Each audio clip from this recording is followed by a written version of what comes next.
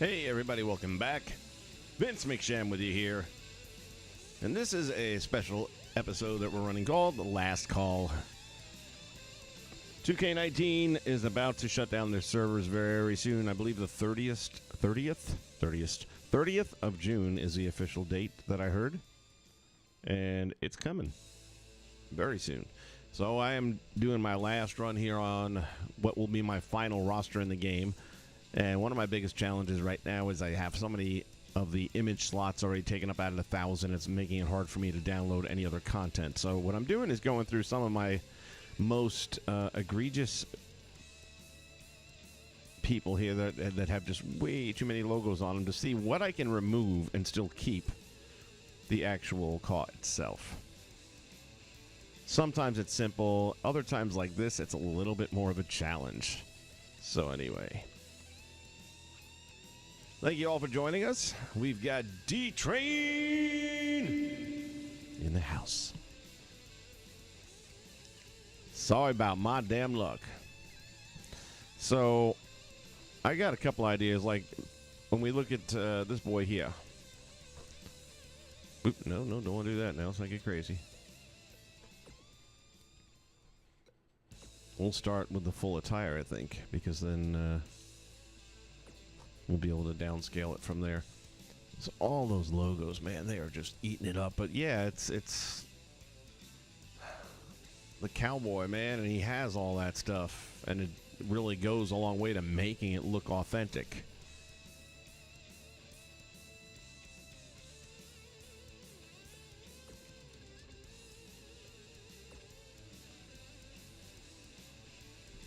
So do I take these things off and lose some of that texture and feel that makes it so cool? But man, this dude's got so many logos rocking that it's killing me.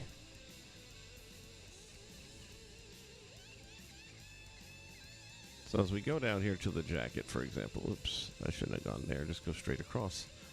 We've got the back shield logo here, kind of want to keep that. These don't hurt us any, these are the in-game ones. Yeah, the limits are way too low. Way too low. Especially with all the other items that they kind of handcuff us on. You know, only can have 100 CAWs, for example. So that's the American flag and the skull flag below it.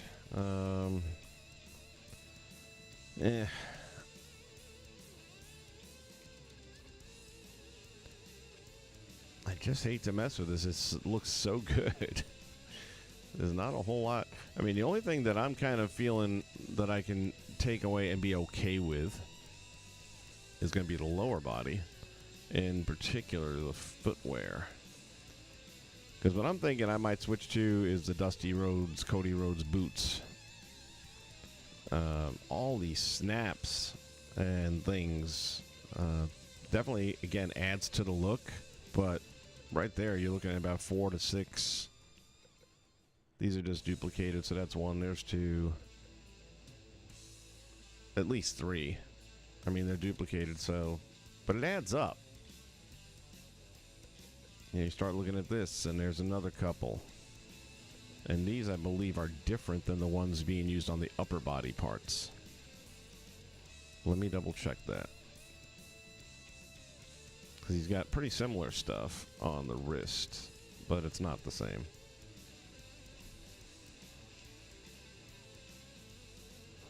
So what I think I'm going to do is this. I'm going to go ahead and I got to get something off of this.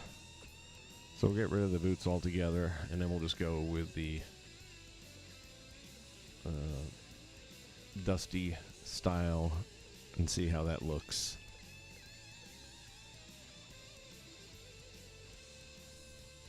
Yeah, they got to give us more one way or the other. Either more CAWs. Well, if you do more CAWs, you have to do more slots. It goes without saying. And it's well overdue. The big news on the game coming out the other day is that the guy whose name I can't think of right now, but the man kind of in charge is stepping down. The guy, Phil something or other, I believe his name is. The guy that they brought on to save the franchise a couple years ago. They wanted to hear our thoughts and opinions, and I don't know that I feel like you really listened to that many of them. He seemed to focus on one more than all the others.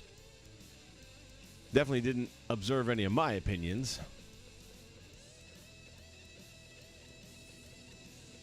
But anyway, he is stepping down, and one of the other devs that's been heavily involved is taking over. I don't know that that's going to really amount to much. I think he left knowing he had to get out while the getting was good, because the next game probably isn't going to be a whole lot better, if at all. And this is what I had in mind here. Then we go color. Oh, really? I thought the etching might have a color to it, but no, it doesn't. That part kind of sucks.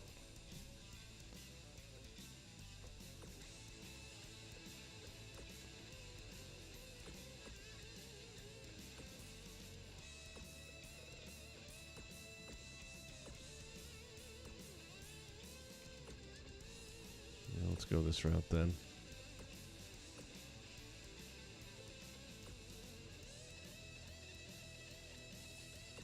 At least put some shadows in there. And then what else?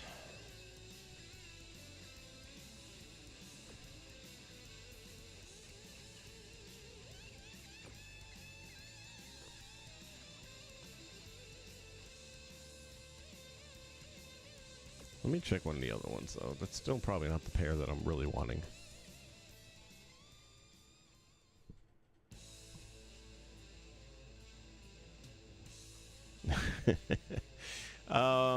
I would say Vince will be in the game. He might have an orange jumpsuit.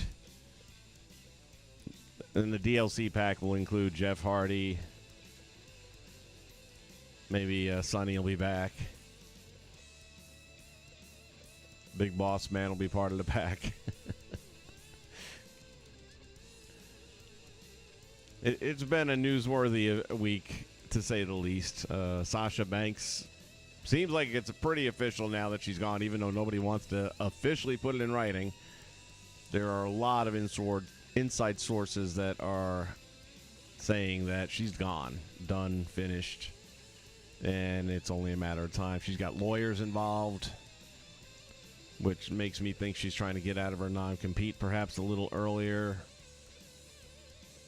I don't think there's any big surprise as to where she'll end up showing up next, because Impact can't afford her, and she is one of the top women performers. I don't know how that'll help her too much in Impact, because they're kind of hit and miss over there. They've got a few really talented ladies, and then several that just not so much. You know, they wouldn't make it through NXT in some cases.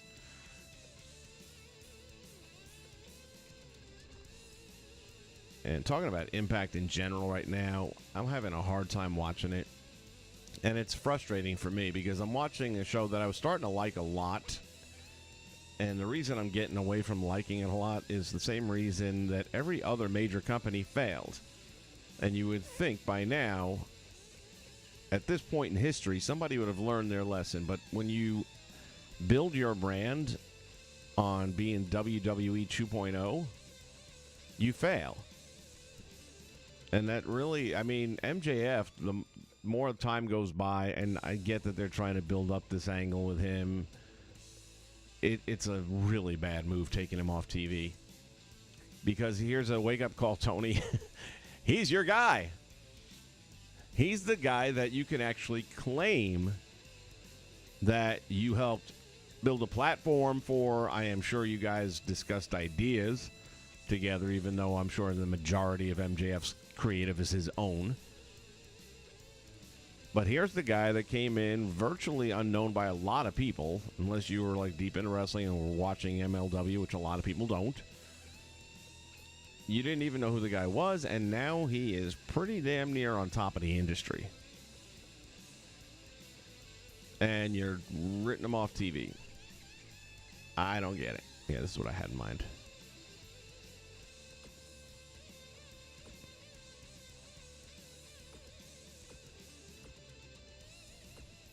Much more liking that. There we go.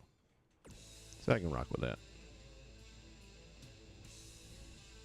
And that saves me a few slots. So that's kind of what I'm doing right now is I'm going through all these guys that have a heavy number of logos on them and seeing what I can remove and still keep the integrity of the character intact. Yeah, David, welcome aboard. And that is the reason why I'm doing what I'm doing now, because I'm trying to load up on my 2K19 knowing it is the best that they've got out there. It's still better than 22.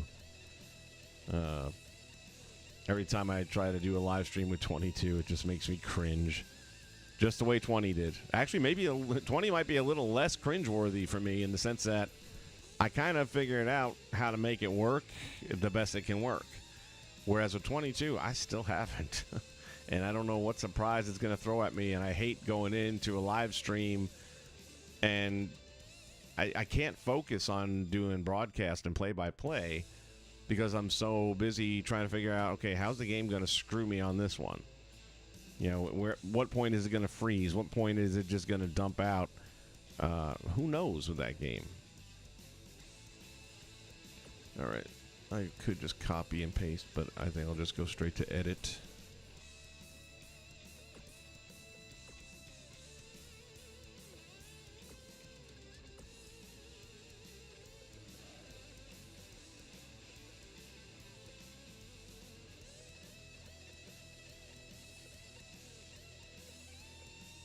And I think they were somewhere near the top here.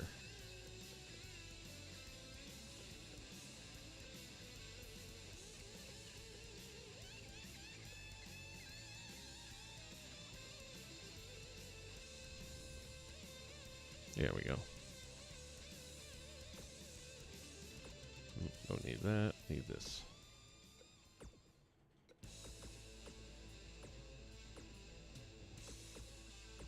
So, like I said, that saves me another 3 slots there. It adds up.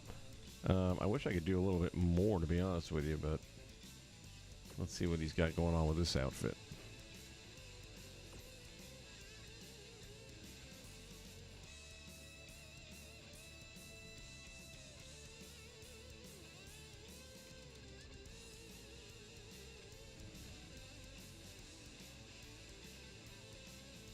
I think I'm going to leave that one alone.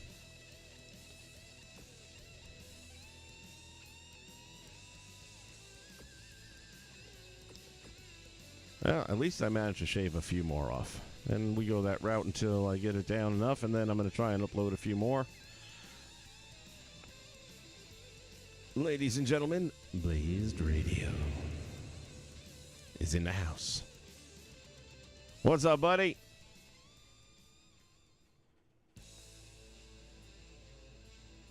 Talking about current events, we got Vince McMahon showing up at SmackDown last night. I thought for sure it was going to be some sort of legitimate, apologetic moment that is going to acknowledge that due to things that are currently going on, and I knew he couldn't speak much directly about what's going on. That's why I was surprised he even announced that he was going to be out there. When I heard the music playing, I was like, oh, shit, no. And then he comes out doing the strut, and I'm like, oh, my God, he is going to take the ship down with him, isn't he? And then he started talking, and I was like, yep, it's over. I just don't have a clue what that logic was last night. I can't figure it out. I do want to see the ratings, though, because that's got to be the highest opening segment rating for SmackDown in the last 3 years.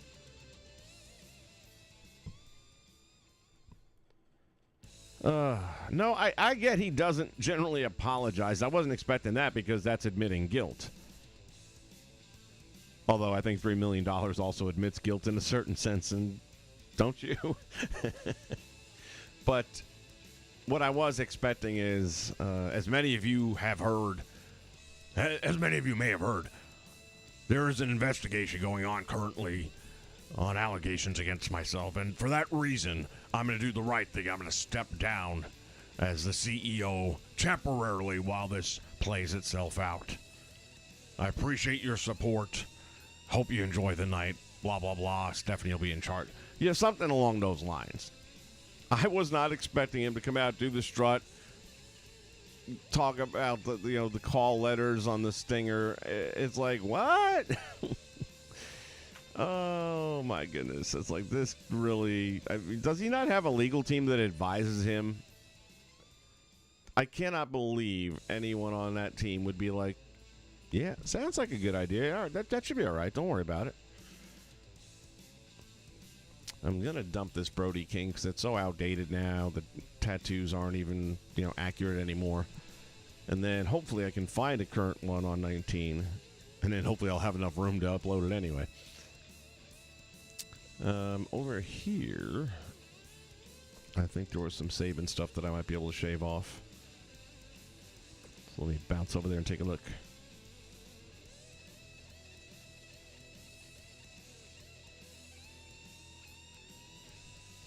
Yeah, Blaze, that's exactly what he was doing. He was just letting everybody know I might not be here, but I'm still here. And there's no surprise why Stephanie is filling in because, he's going to tell her everything to do. He's still in charge. Kind of like Barack Obama's still in charge right now. You don't think Biden's got an original thought in his head? So let's see. This attire doesn't leave much to be removed. Although I never noticed how that side logo was botched up like that before. But here was my thought on this when I saw that. Boy, the more I'm looking at that, how did I not see this? Let's go in. Edit attire. Clothing. Because I think they still have the old attire from what's-his-face there. Heath Slater, I think, had the, of course, the little splosh is probably on the opposite side, but I don't know. That's such a big deal. I can't live without. Let me get rid of that. Let me go here. And see. 90% sure it's still there, especially in 19. I think it's even still there in 22, to be honest with you. Well, it's not quite the same, but it's close if I had to. Again, I really need to shave some of these logos off, though, one way or another. And this might be the answer.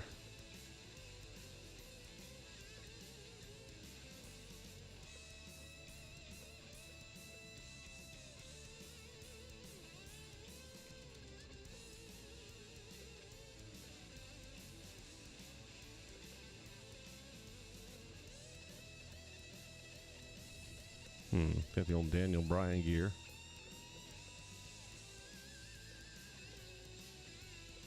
Ton of Randy.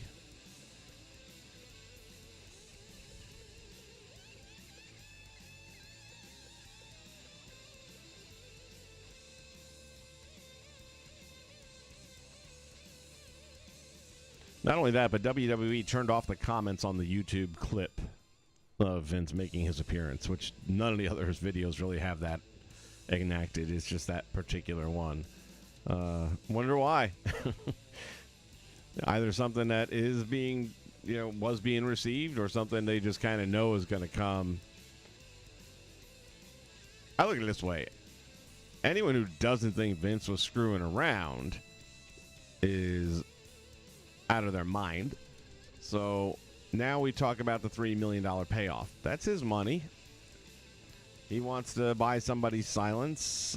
It happens. That's what I was looking for right here, I think. Yeah.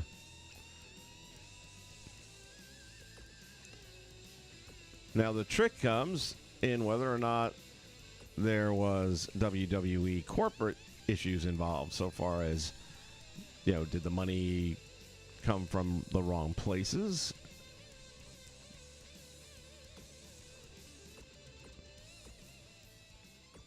And also, were there promotions given to people based on some of these alleged favors? That definitely makes a difference.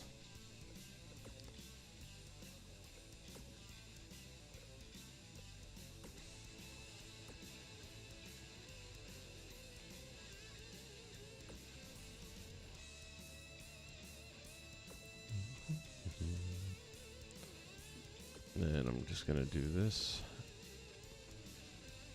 So again, that's another slot or two.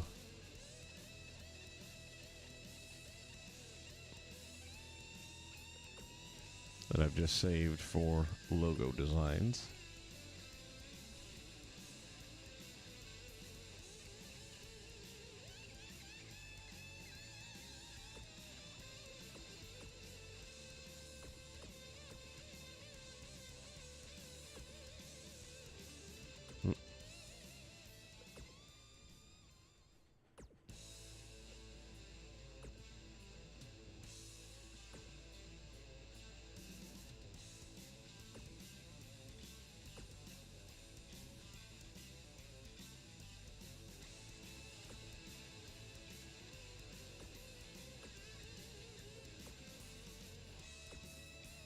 There we go.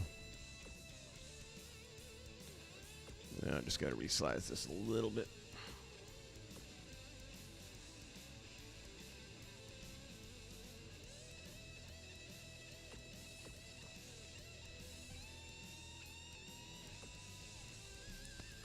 And again, is it perfect? No. But does it work? Absolutely. And it saves me another slot or two.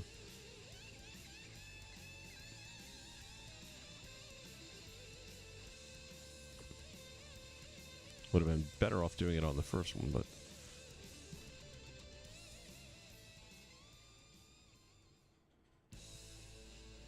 Oh, Johnny Ace is in the shit right now, boy. They can... I wish the Bella's TV series was still on, because then you'd see some reality TV.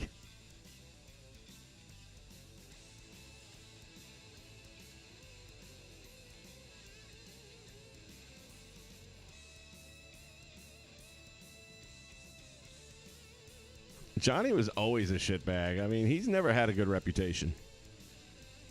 When that many people talk smack about you, there's got to be some, there's too much smoke not to have fire.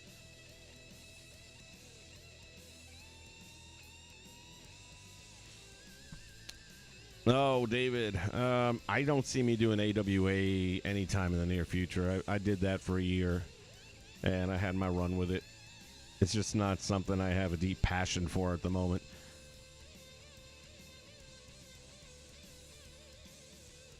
But thank you very much. Yeah, the 2K18 season, I did a lot of AWA stuff, and I was in that mental vibe at the time. I'm really moving on a little bit more from the past.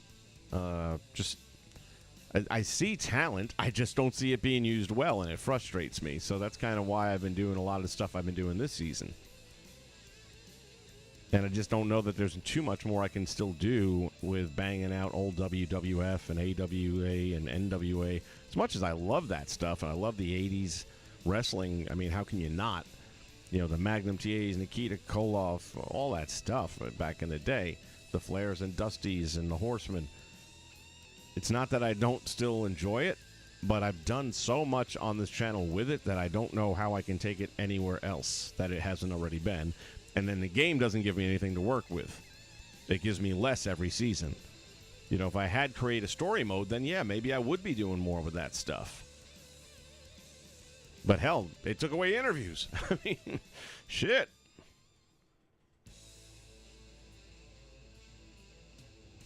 Oh, Vince has been the old joke, the only thing Vince McMahon hasn't gone down on is the Titanic, And that may be coming next. I mean, he's been a whore forever.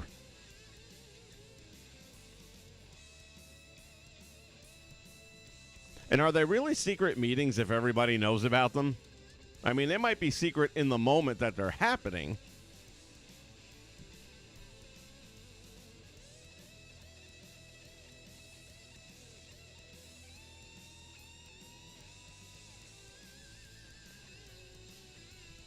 David, that's not a bad idea there. Doing multiple backups on thumb drives with different rosters. That's actually not a bad idea. I don't know that I've got time to make that a reality or not, but definitely worth thinking about.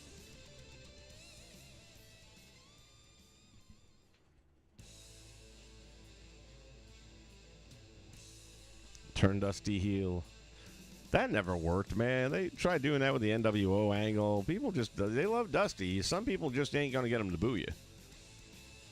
They're just not going to buy into it. They're not going to accept it. And Dusty would be that guy.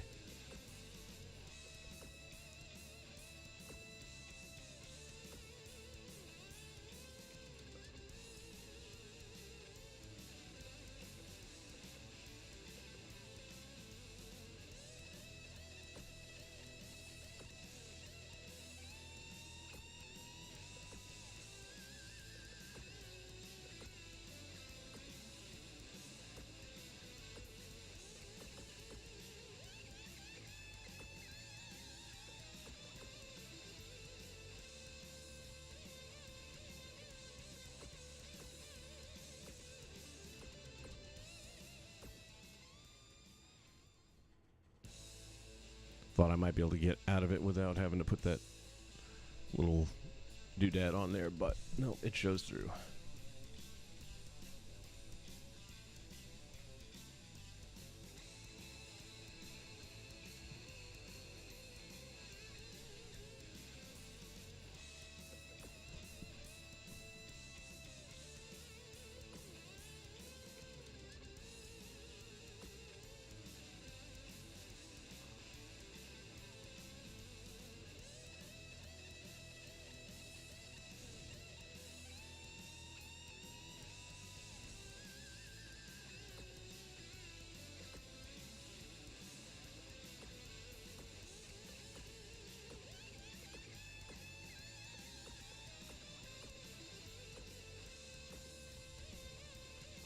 Okay.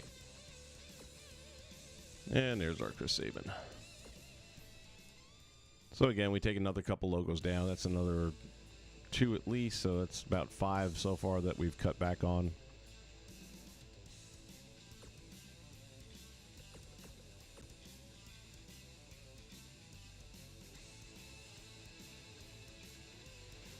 It could work for me. Like I said, if the game had more options and more things that I could do with it, then yeah, maybe you could do something with that. But again, with 2K22, there's just such limits.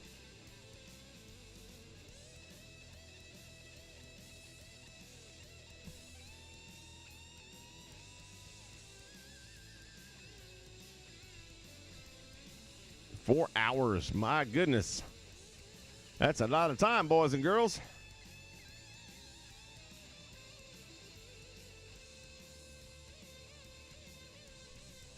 Oh, yeah, the unlimited download trick. I forgot all about needing that. Refresh me on that.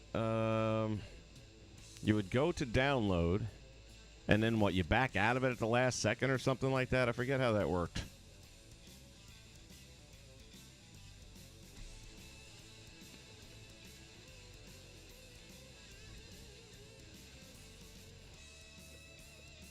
Like I said, we're going to get rid of Brody King here, but then I'm going to try and upload a more recent Brody King.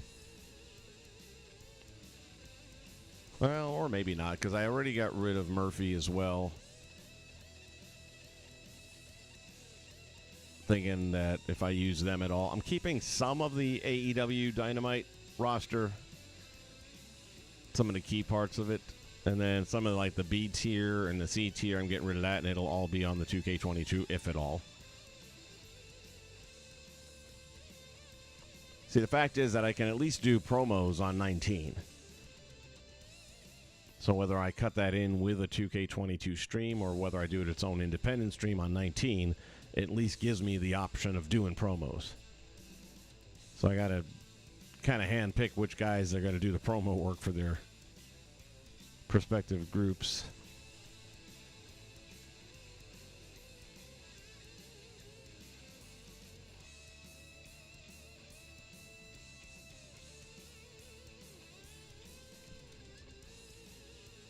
Yeah, download and cancel. I knew it was something like that. It's been a while, but good thing you reminded me, because I wouldn't even thought about that if I was doing something like that.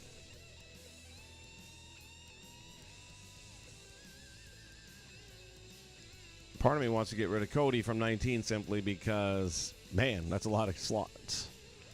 But at the same point in time, I feel like he's just too big a name not to have on 19.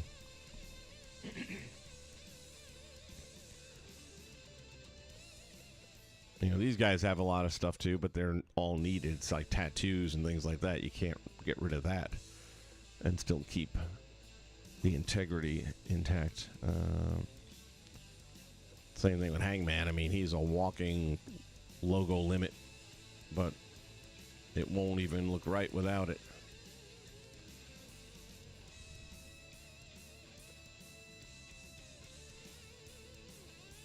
Johnny Swinger is one I made, and man, I just managed to use like 2 logos just to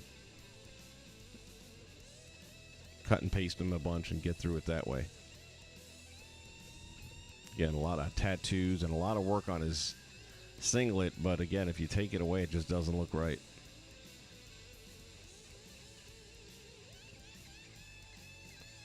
Let me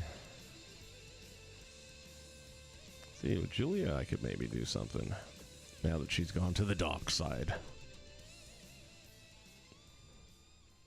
And I don't have a good Julia Hart currently on 2K22, at least not one that I found or downloaded.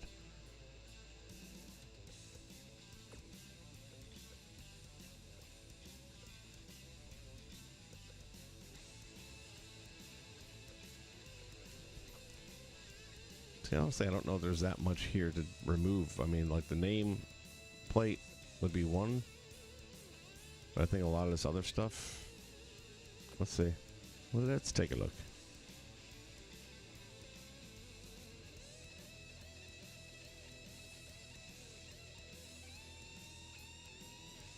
Yeah, David, that is one of the best things about old school wrestling is there aren't a lot of logos needed. You get a face scan. That's a lot of times all. I mean, a lot of these guys wore solid trunks with nothing fancy on them. They didn't have all these logo artworks going on their trunks, or if they had tights. I mean, it wasn't. And a lot of stuff that they did have is in the game.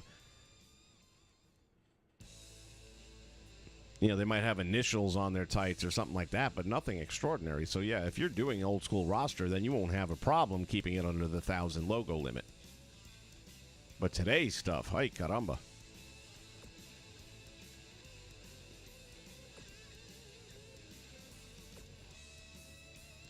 So again, this is what I figured. These aren't even logos. That's the only logo is her name and those little studs, which that's a duplicate anyway. So you're talking about 2 logos. Everything else is in-game. So there's nothing to be gained, really. I mean, for 2 logos, you'll actually end up doing more damage than you would do good. So I'm just going to leave her as is.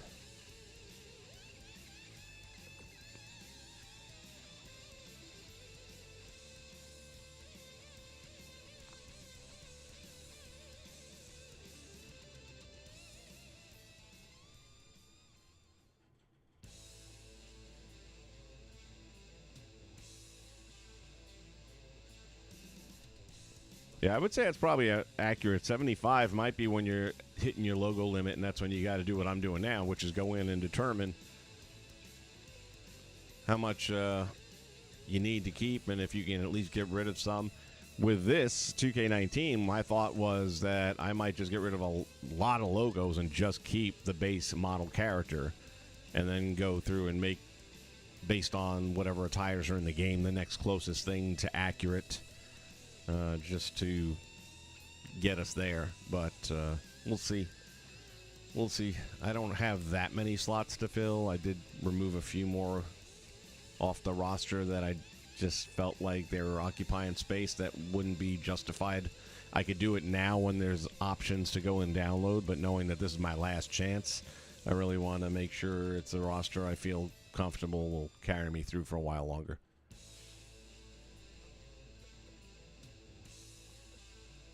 Not sure if we're ever going to see Camille on the big stage or not. It's hard to tell how much. I think she's doing a good job, but I don't see her. I don't even know that she would make NXT today. Which doesn't mean she can't main event AEW. But I'm just saying, I just feel like. But at the same time, who does she got to work with on a day in and day out basis? You know, when they had Serena Deeb over there, people like that, then yes. But they don't really have that at the moment in the NWA. You've got some talent, don't get me wrong, but for someone like her to get better fast, then you need to surround her with people like a Charlotte, like a Bayley or Sasha Banks. You know, that's what's going to get you there. Same thing here. If I were to take away the logos, it would just really destroy it. That's mostly tattoos. This is something that's a work in progress because I haven't been able to find a good one. So I just started on this and then haven't had a chance to go back to it yet. Still not really liking that hair, but there wasn't anything else that I felt was right. Marty Bell's one that I made and doesn't have much in the way of logos at all other than the face scan.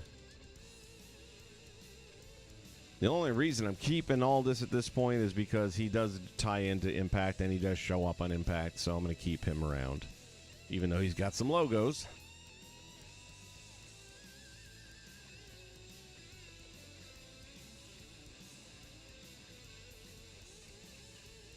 I might get rid of Pac. I don't know if I want to keep him around or not. Let me see what he looks like from a logo standpoint.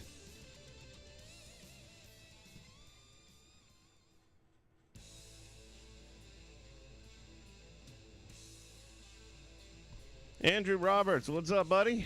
How you doing? AEW out in September. You know what? Release it when it's ready. Don't rush it. We got enough games that come out that are shit. Don't add to that roster. So, you know what? I might. I would feel okay removing some of those logos there.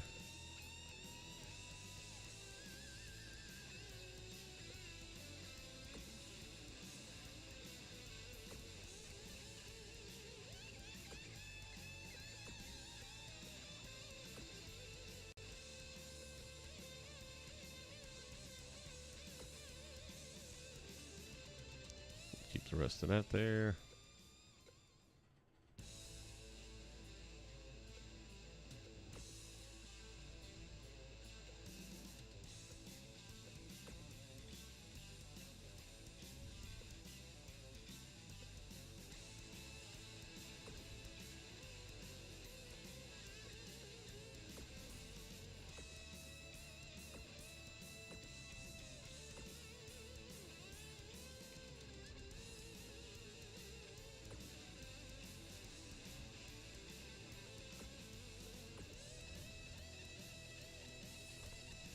I'm good with that. And again, that saves another couple logos, so it all adds up at the end of the day.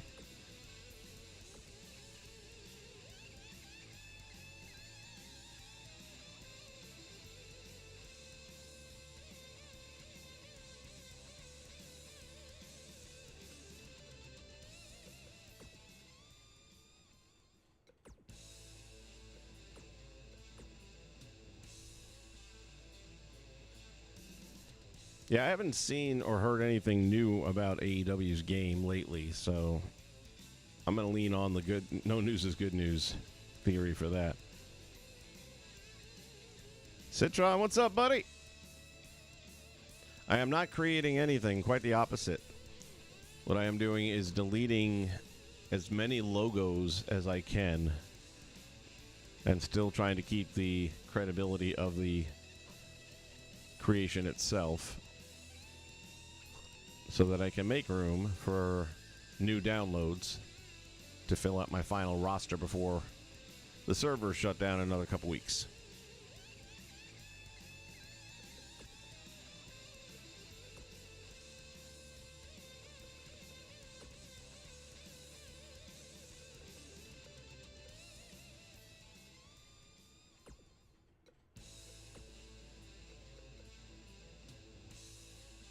Much easier on that one. Yeah, like I said, for me, this is fine. And it beats getting rid of the whole character.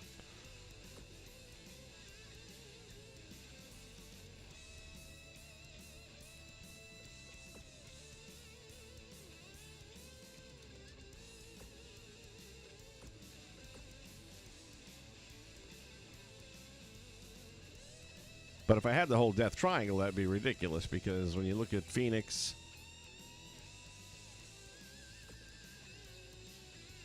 you got so many logos. Oh my goodness.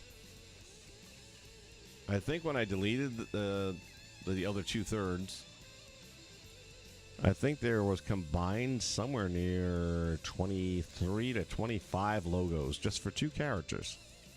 I can't. But you'd have to pretty much do it that way for the most part. I mean, they've got so many tattoos and stuff.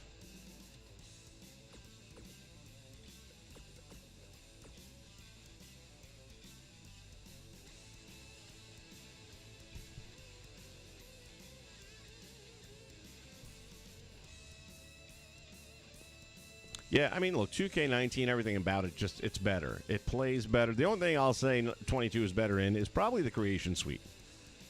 I think they look a lot more realistic in 2K22. I think the textures are better.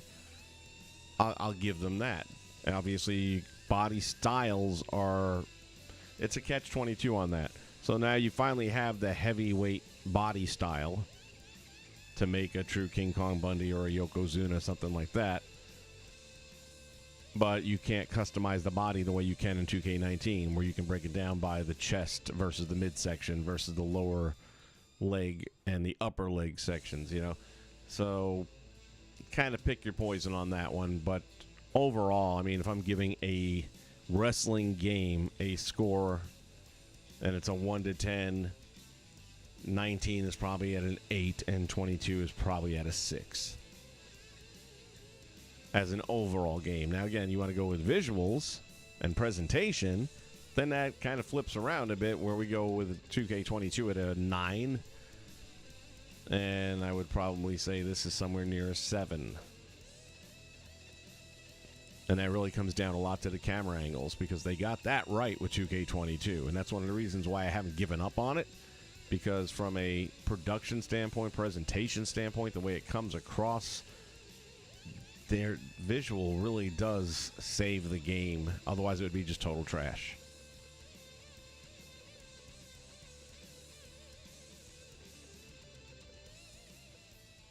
And I was going to dump PJ Black, too. Man, this is just such a good creation, though. And he's fun in the ring, man. He has some really good matches. So I'm going to hang on to him. Sammy's another one. Got a lot of logos going on.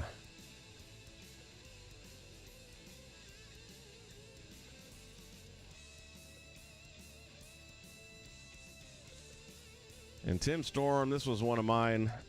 And I just really like the way it came out too much to get rid of him, even though he doesn't really serve a purpose.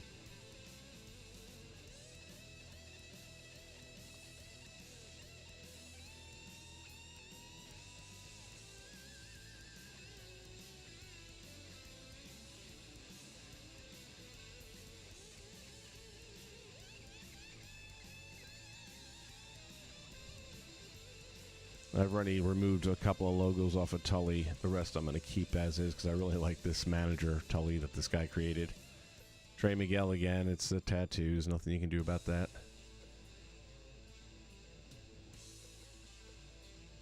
That's one of mine there with the Zicky Dice. And again, the only thing that's there is what has to be. Well, like I said, that will open up a little bit more. Now let's go and delete...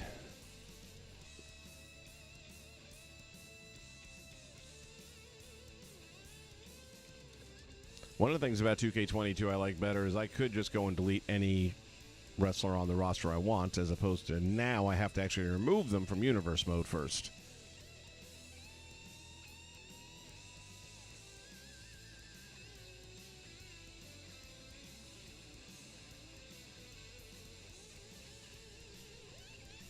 Yeah, I'm not saying 22 sucks. It's just not good. And you're right, it doesn't live up to the hype. And here's the thing, it's not better than its predecessor. Yeah, it's better than 20, but that doesn't count. 20 was a shit sandwich. It's not better than 19. It's better on a couple of things, but as an overall game, it is definitely not better than 2K19. In many ways, it's taken steps backwards because, again, you have the mandatory collar and elbow to do just about every move in the game that's not a strike or a kick.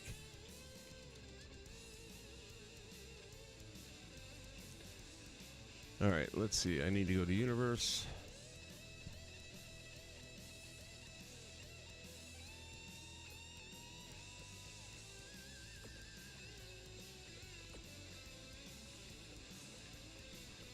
And Brody King.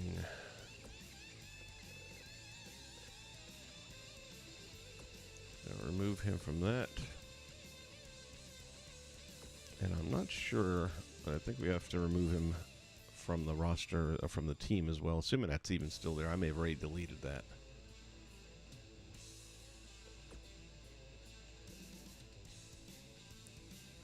What was that? The House of Black? Which I don't think it's there.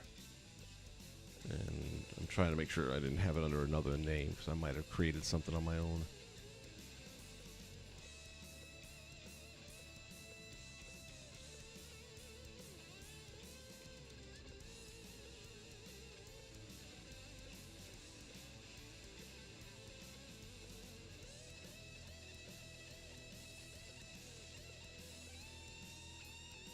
Okay, so we're good.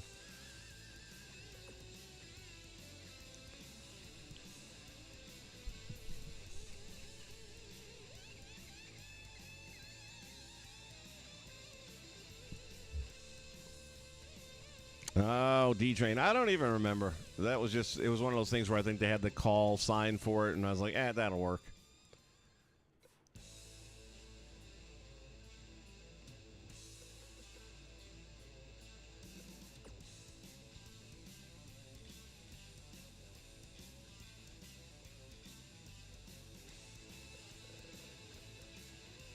All right, so we're going to get rid of Brody. I think I've already gotten rid of everything else I'm going to. I'm still on the fence with Cody. I think everything else was already removed. That's a work in progress.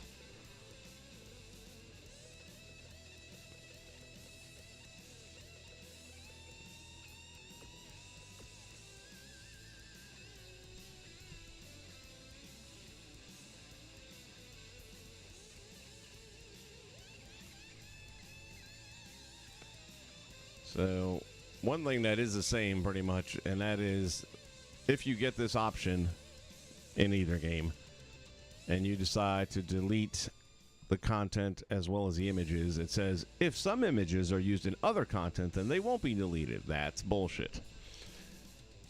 So I just always go without deleting the images and then do that manually, which when you've got 1,000, or even if it's at 900, that takes a little bit of time.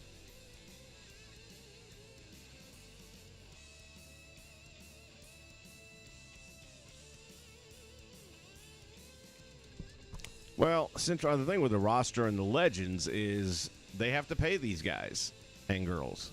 So when they sign them for a specific period of time, which is generally 2 years. That's why when you see legends come on a roster, they're usually in the next game as well. Usually, not always. I think Rick Martel only made the 1 year. I don't think, did he get into 2K20 as well? I don't remember. Yet all of his stuff was in 18, and there was some thought that he was supposed to have been in 18, but then never got into it.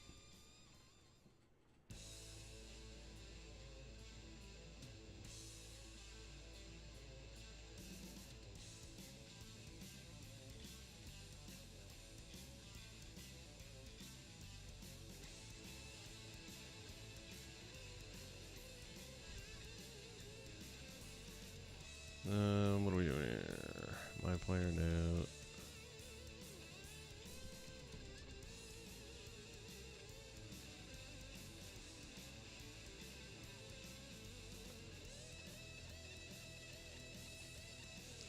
All right, so let's go through all of this.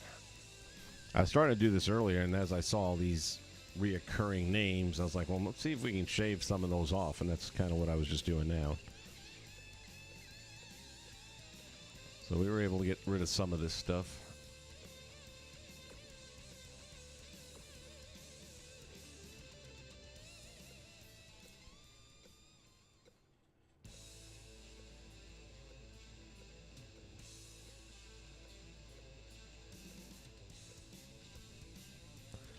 Most of these I got rid of. I left this one. I just don't feel that these really add enough that it's worth a slot. So with like 2K22, I think I've removed almost every one that had like a chest plate on it or something like that. These are still there because they actually served a more practical purpose.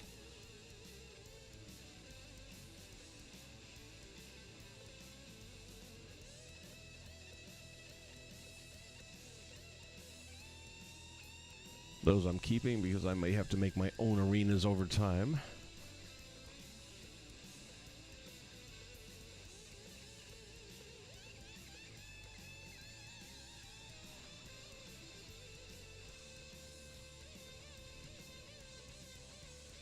And Omega definitely has a lot of logos as well, but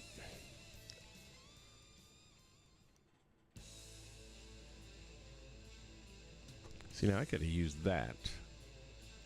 There was a very similar logo on the shoulder patches.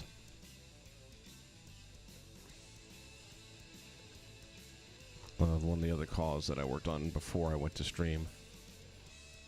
And I might go back and do that.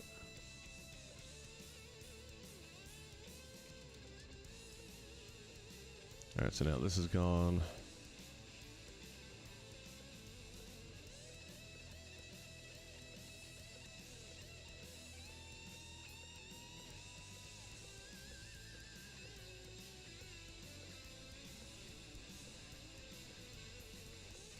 It's a real shame that Tessa Blanchard she's almost unemployable at this point in time.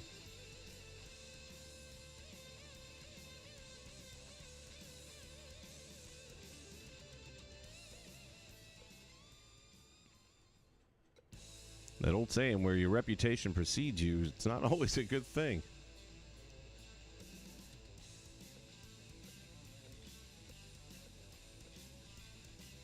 All right, here we're going to get rid of some of this stuff now.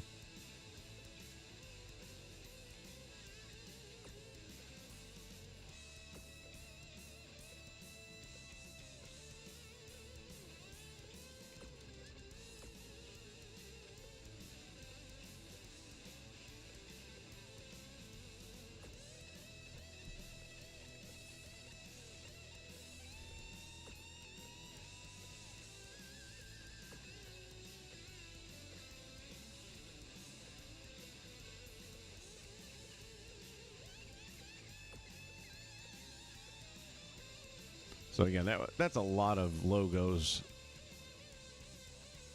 and most of those are on one character.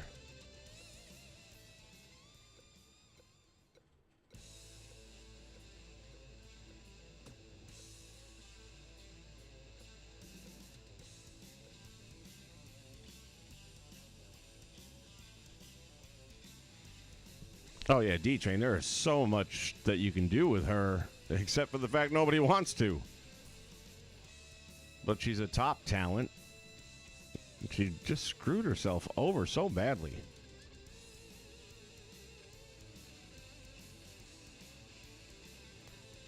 Yeah, Cintron, I am aware of that. But like I said, I have some things here that I need to keep, like the logos for the Impact pay-per-views and things like that. So that's why I do it this way. Plus, I might also see something that I realize, you know what, I don't need that. Like, for example, I could probably get rid of this zipper. And then I just have to go back and re-photograph Tony Storm for the thumbnail. But, at some point in time, you ask yourself, how much of an impact is it going to make? Here's something that they need to fix, or create, I guess is more accurate. If logos are going to be such an issue, then have a counter. Like right now, I should know exactly how many logos that I have here. And it doesn't go numerically. It does for a while, but then it can skip around. And at the same time, when you post your creative content on Community Creations, it should have a logo counter on it. And tells you this one has 18 logos, this one has 10 logos. That would also help creators up their game a little bit, because they're going to realize people are going to lean towards the one with less logos if it looks pretty close to as good as mine.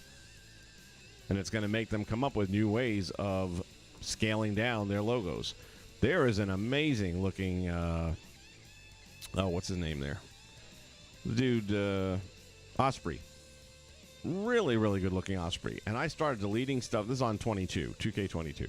And I started deleting some roster guys and removing some logos. And I had about 18 logos freed up. Won't let me download it. I don't have enough logo space. If you're putting more than 18, you got to find another way. That's insane.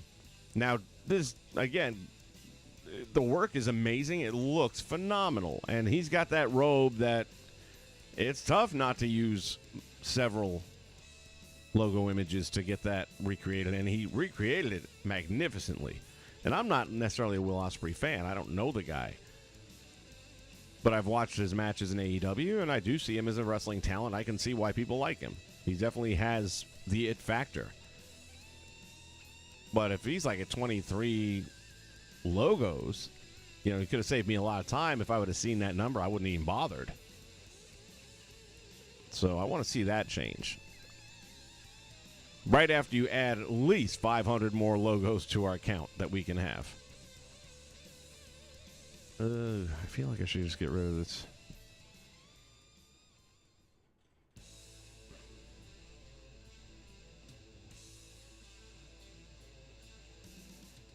This is a little heartbreaker for me because I did so much NWA on this game.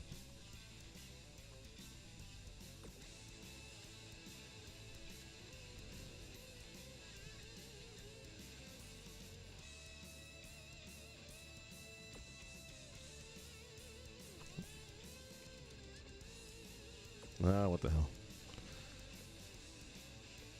Sometimes like ripping a Band-Aid off, man.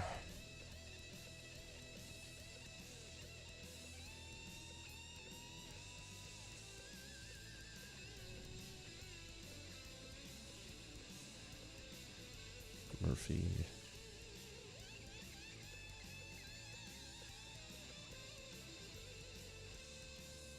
Oh, those are on his kick pads. I was going to say, I thought I just deleted that shit.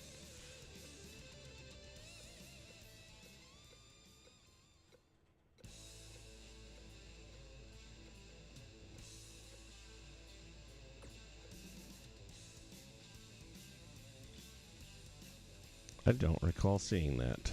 I would have probably got rid of it. Let's see if it matters. Josh Alexander's got a shit ton of logos.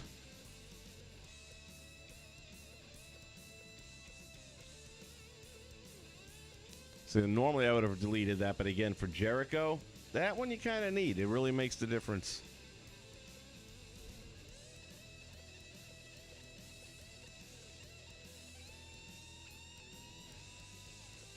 I'm keeping the NWA arena, so that stays.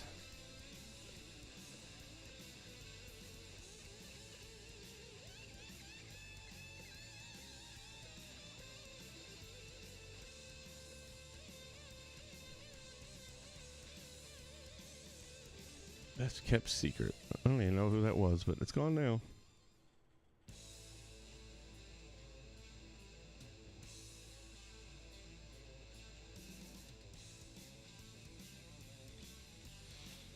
Prime time, welcome aboard, buddy. What do I think about Sasha? Well, look, she's made her bed and she's made her mind up, and she's in a position where she can do that. I mean, she is definitely one of the absolute top performers in wrestling, not just women's wrestling, but in wrestling. I don't agree with her on a lot of things, and I do think she's a bit of a diva, and she's kind of full of herself. From what I've seen of her, you know, not personally, but I mean, I've seen video interactions and things like that. A lot of stories out there. There's some good ones, but there have been a lot of, you know, and again, some of these people go out to an airport at 1 a.m. That I get. But I don't know, just sounds like she might be a little bit too full of herself. That all said, Tony's going to sign her. It's a no question that she's going to end up in AEW. And do I think that's a good move for her? I think that was the dumbest thing she could have done personally. That's just me. She's going to have... Well, she might... I'll be curious to know if she makes more money in AEW contractually. From a merchandise standpoint, WWE is where she should have been.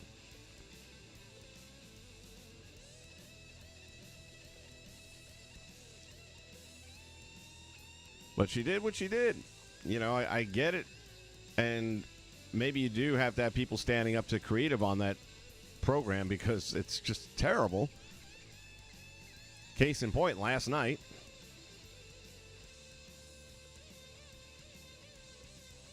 I don't understand why they're so hell-bent on one thing and that they have no ability to bend with the situations that arise. Roman should have lost the title last night. Hands down, should have lost the title last night. You can't have, and they don't learn. You know, first you did it with Brock, and you watched your ratings drop because Brock's not on TV half the time. And now you got Roman, who has, I believe, 6 dates between now and SummerSlam and whenever the Castle thing goes on in England. 5 or 6 dates, that's it, that he's going to be on a TV program. 1 on Raw, just 1. So how does Raw maintain ratings when the world champion's not going to be on it?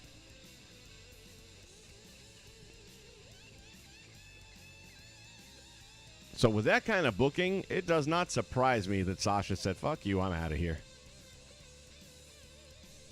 And the thing that's going to help her with AEW is they do allow the talent to do a lot of their own work. You know, they let them have a lot of say.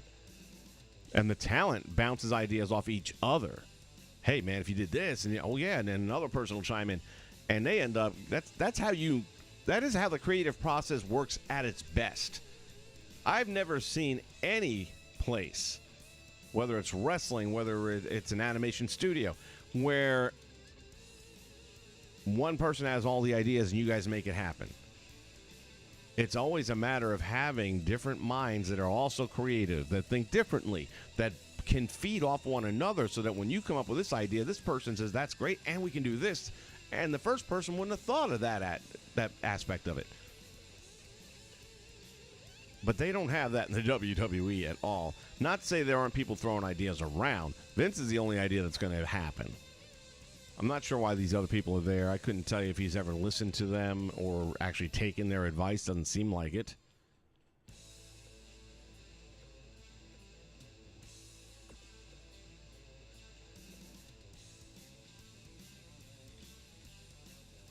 Yeah, this is the one I was talking about a minute ago that I had deleted. But that Tony Storm one, I can use that, and it's almost the same exact thing. That was Alex Shelley.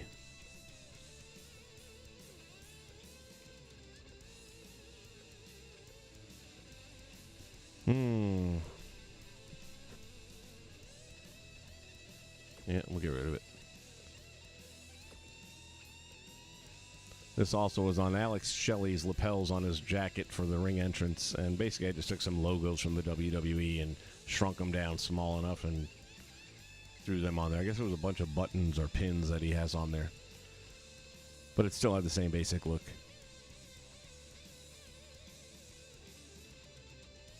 My favorite wrestling territory growing up, I didn't have a choice. I grew up on Long Island, in Long Island, New York, and it was WWF. That was it. There was no cable TV. There was no Turner Broadcasting back then. We had WOR on Saturday mornings and MSG once a month. And it was all WWF. Now, towards the mid-'80s, 84, 85, ESPN started giving us some AWA. So we got to see a little bit of that. It definitely wasn't going to replace WWF, but at least it was something else to watch. I was one of the few kids that was like getting the wrestling magazines and reading about Ric Flair, Dusty Rhodes, Ronnie Garvin, all those names. Came to visit some relatives in Florida back in 84, I want to say, which would have been Battle of the Belts 2, if I'm not mistaken. And the main event was Ric Flair against Barry Windham. And I love Barry Windham in the WWF with Team USA. And to see that he was still wrestling, so yeah, I figured when you left WWF, you were just gone, never to be seen or heard from again. And then that he was wrestling for a world championship. And I was like, okay, cool. And what a match. I'll never forget that match with him and Flair. It was an amazing match. And in the WWF, you never would have seen that out of him and realized that he was that good because he wasn't going to get too much one-on-one action, period. and they would just not have him in a role where he would shine like that.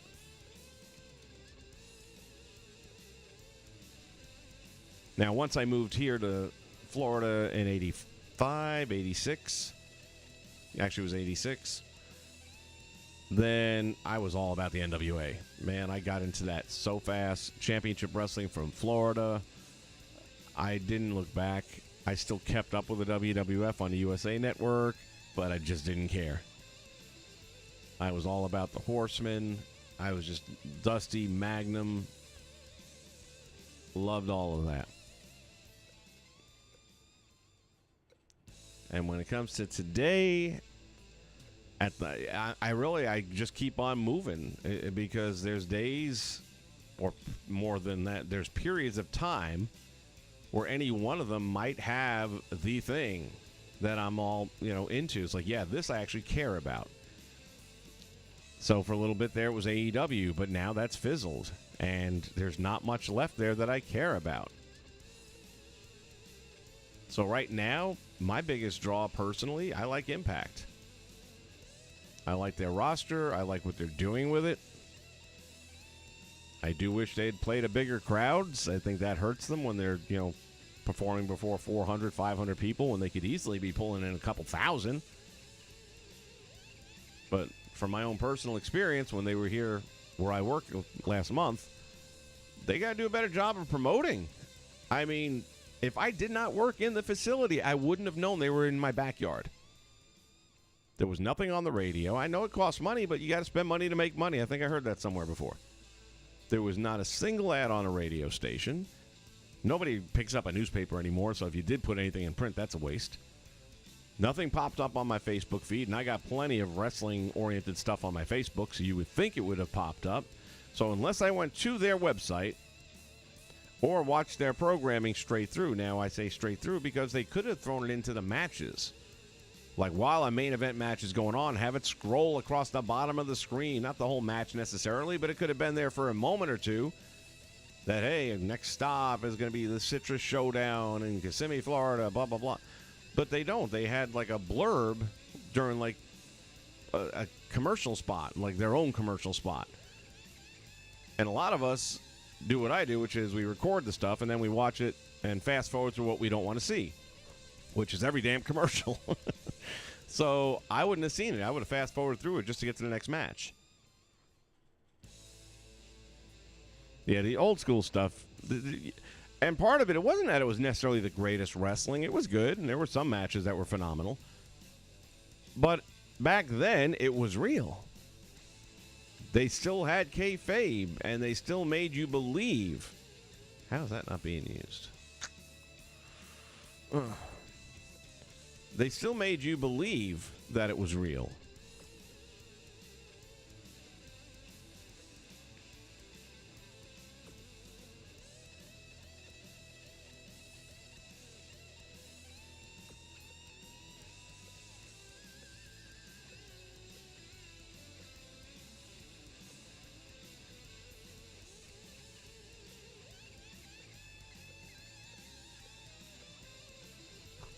And that's one thing that'll never happen again. That they can never do that, really. I mean, you can, to some degree, when you look at MJF and what's going on right now, you can definitely put serious doubt in people's minds as to, is it a shoot? Is it a work? That kind of thing. But bottom line is, when the bell rings, there's no way of us ever believing you two guys are really fighting it out. Now, when you look back at what happened a few months back with Charlotte and Nia Jax and how that started getting ugly, that you can find and see that happen, where I think everyone knows that got a little bit real for a minute there before they got things back under control. Because bottom line is, as they like to say, it ain't ballet, and people are going to make contact, and sometimes you might piss somebody off. Wish I knew which arena that was, because I might not need that.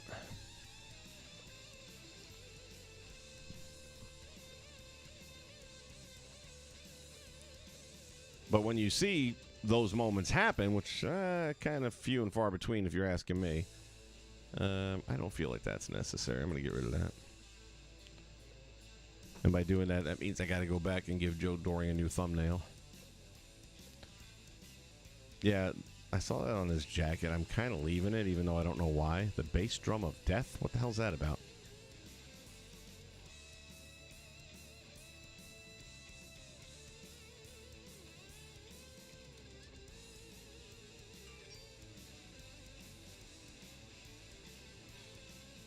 The Circle of Doom? You talking about the never-ending upload? Yeah, the Four Horsemen, man. It was just... That was the first time I liked bad guys. I never really liked the bad guys growing up as a kid at all, and we weren't supposed to. But the Horsemen, I'm like... And I was right in that age bracket, too. I was like 20 years old. They were the shit, man.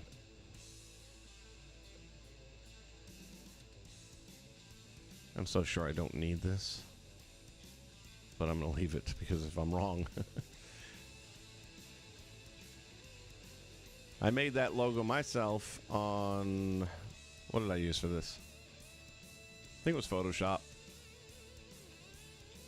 Just a bunch of color blocks. Did a couple of angles. And then put block lettering in. It was very easy. And it came out pretty cool. I like it. Trey McGill.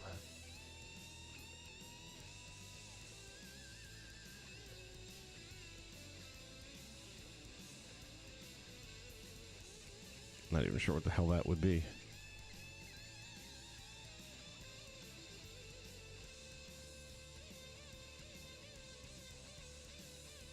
I feel like it's probably his shoulders.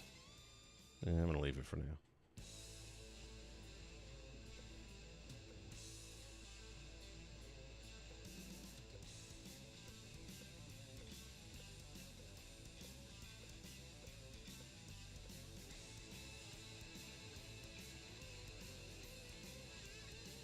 Yeah, that's what I was referring to.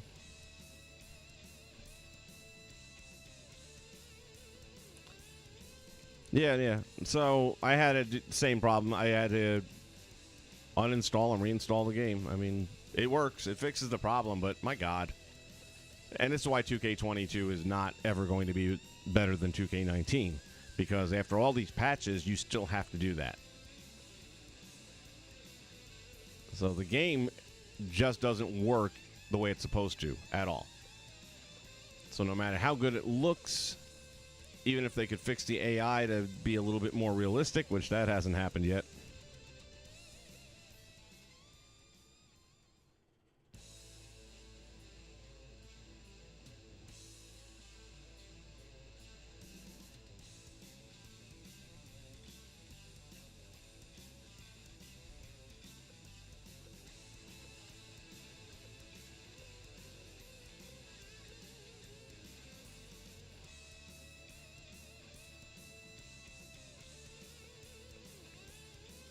Statlander's got so many logos.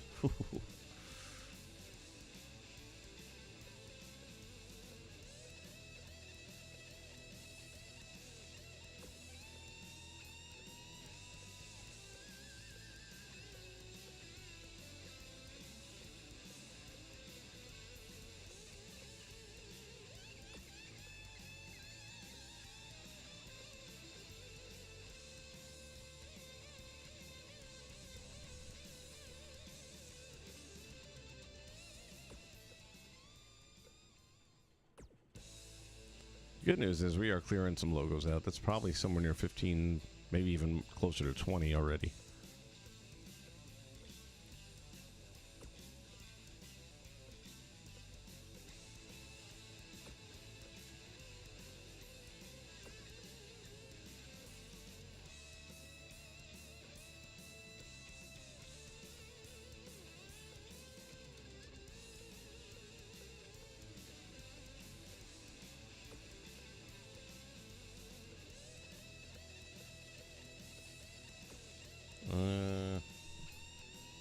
Yeah, we'll get rid of it.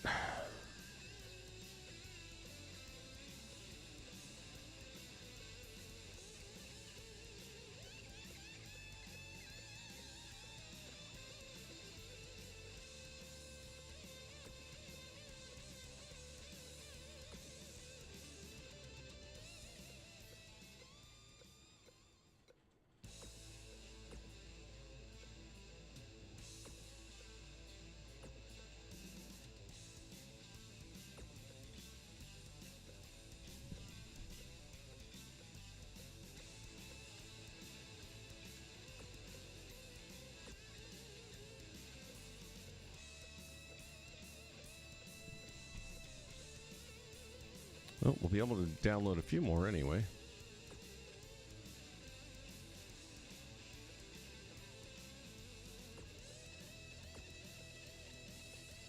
I got rid of QT Marshall as well. I don't really see much use for him at this point.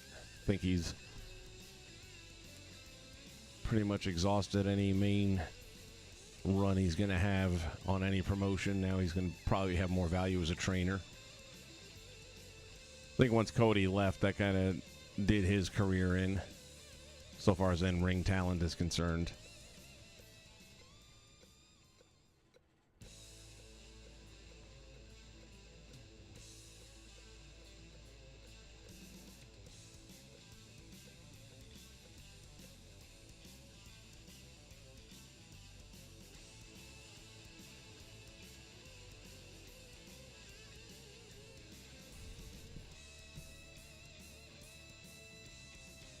Citron, yeah, definitely I'm going to be still using 2K19. That's why I'm doing all this. For the most part, I'll be using it for Impact and maybe a little bit for AEW, and then I can still use it in some degree for the League of Legends for promo work and things like that. So they're definitely going to still be 2K19 in my videos coming up.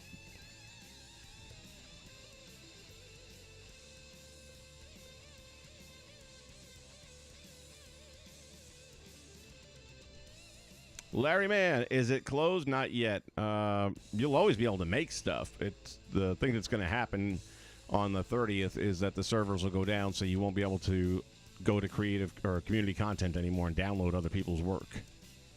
You also won't be able to, let's say you want to create your own wrestler and you have a face scan, you won't be able to upload it.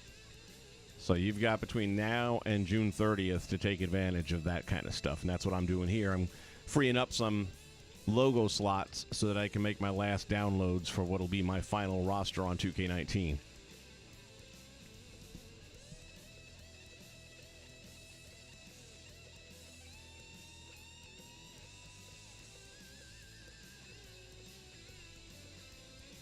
And one of the other guys here in the chat room was saying that he basically has 4 different thumb drives with different organizations saved on it. So if you're really ambitious, that's an option.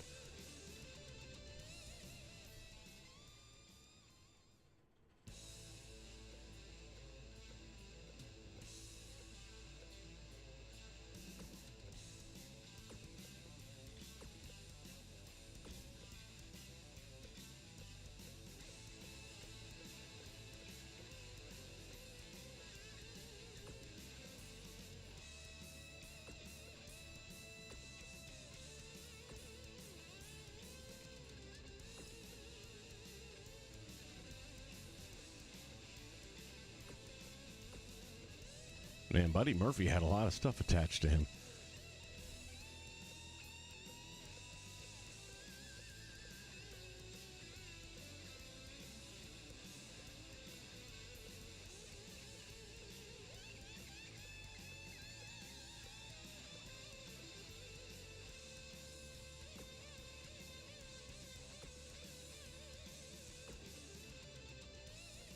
I might keep the LAX logo only because that was Impact, and who knows? I may decide to bring, or they may decide to bring, they're bringing Aces and Eights back. Or at least they did. I don't know if they have any long-term plans for it.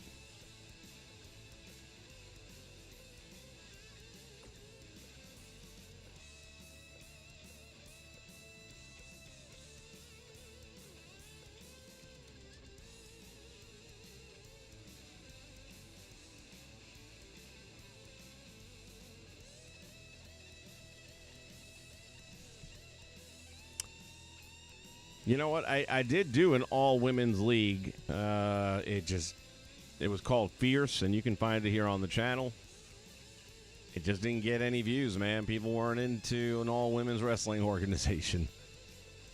I enjoyed it, but, the view count was so down compared to everything else that they just didn't. Sometimes I'll do stuff anyway, even though the view count isn't very good, just because it's something I'm personally passionate about. And I had a level of passion for that, but I was like, I can still have the same female wrestlers and put them on these other shows that I was doing, and the view count will be better. So, but I do agree with you. I do think done right, there's a lot of upside to something like that. At the end of the day, though, I think wrestling as a whole is better off when you do have guys and women on a card. I don't think either one, like if you had an all-men card with no women wrestlers on, it's not as good. It'll outdraw a card that has all females on it, though. Might not be fair, just a fact. It's like when the WNBA women think they should be paid NBA rates. It's like, no. Sorry. When you can fill a house the way they do, and you can get TV ratings, which clearly you can't because nobody can even find you on TV, then it don't work. You got to be able to earn that money. You don't just get that money. But now everybody identifies as what they should be, and they identify as they should be rich and famous.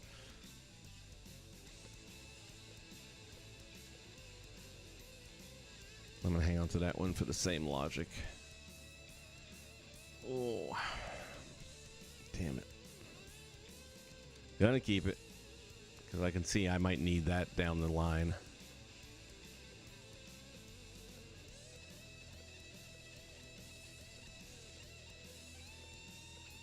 This is a time-consuming process. Thank you guys for keeping me company.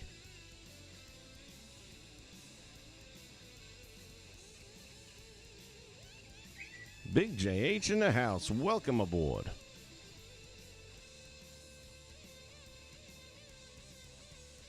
Of all time. Ugh.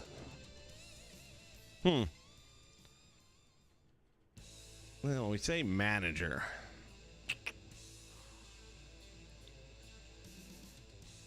First one comes to my mind is Captain Lou Albano.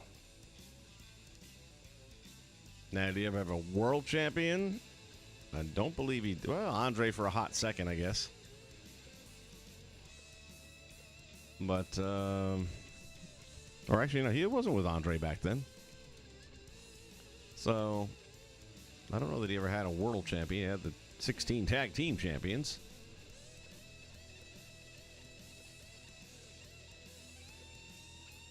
Heyman's not really a manager. He is a spokesman. He is a representative.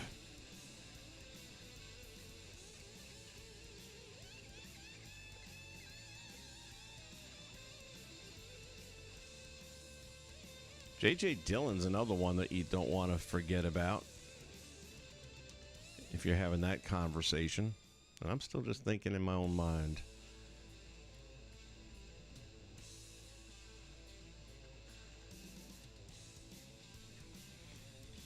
Of course, Bobby Heenan goes without saying he's in the conversation. Jimmy Hart's in the conversation.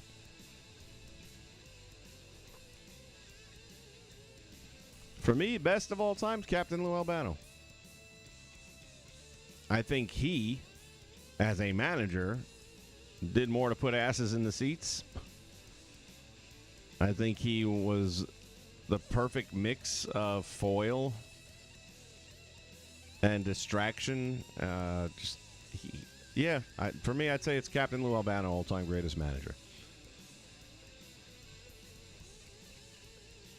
Final answer? That's my final answer.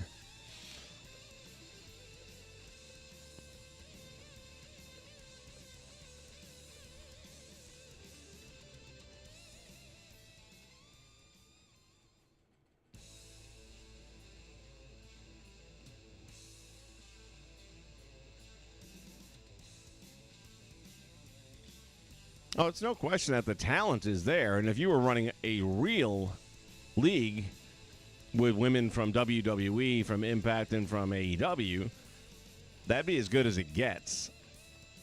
And it still wouldn't draw the same numbers as Monday Night Raw, which sucks. It sucks that it wouldn't draw the same numbers, and it sucks that Raw just sucks.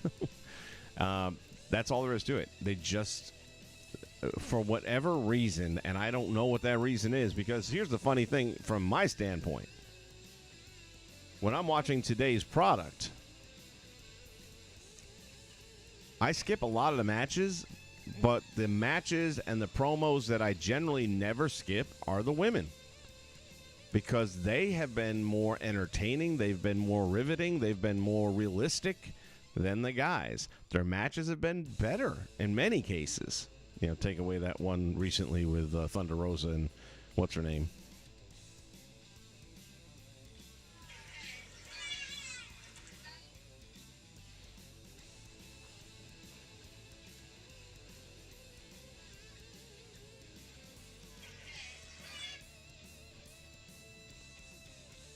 Yeah, that's another subject to talk about, too, how they're saying Thunder Rosa sandbagged the match to make her look bad. I watched that match twice because the first time I couldn't believe it could be that bad, and then I watched it again, and I said, no, it really was. Here's where I landed on that. I'm still saying Thunder Rosa didn't sandbag the match. I just think her opponent was that not ready for prime time. If she were sandbagging the match, A, it's going to make her look bad too, but B, could have got her killed because that damn suplex, it's in her best interest to make sure that goes off smoothly because she's going to be upside down for a moment. And damn, that was pretty close on how that thing rolled through. So I don't know that she would sandbag. I just think that girl wasn't ready. I know she was in the WWE for a little bit, training there. She was going to be part of the Four Horsewomen that never happened. And talk about dropping the ball. There's the WWE again. You had a tremendous opportunity to do the Four Horsemen versus the Four Horsewomen, and you didn't do it. This is like when they had Ric Flair and Hulk Hogan and couldn't have it at WrestleMania. Would have been the biggest main event they could have had, but nope.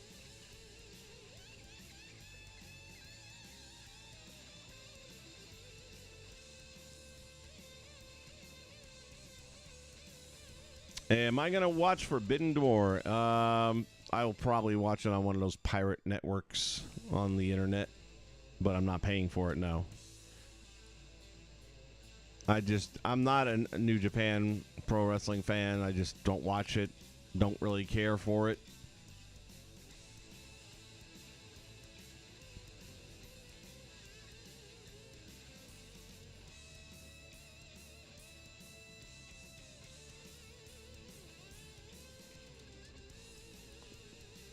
Yeah, prime time. That's kind of what my overall opinion is. I don't think Thunder Rosa... Here's the problem for Thunder Rosa, though, now. This is not the first person that has claimed that she sandbagged on him. You don't want that reputation to grow. So make sure it don't happen again. If that means you tell Tony, I'm not getting in the ring with this girl because she's not ready and I don't want my reputation being besmirched, then that's what you do. But it gets to a certain point in time where, okay, now, I can't remember this girl's name even, but she gets back in the ring next week with somebody else and has a good match. That doesn't look good. That all of a sudden lends a lot of credence to the theory that perhaps there's some sandbagging going on.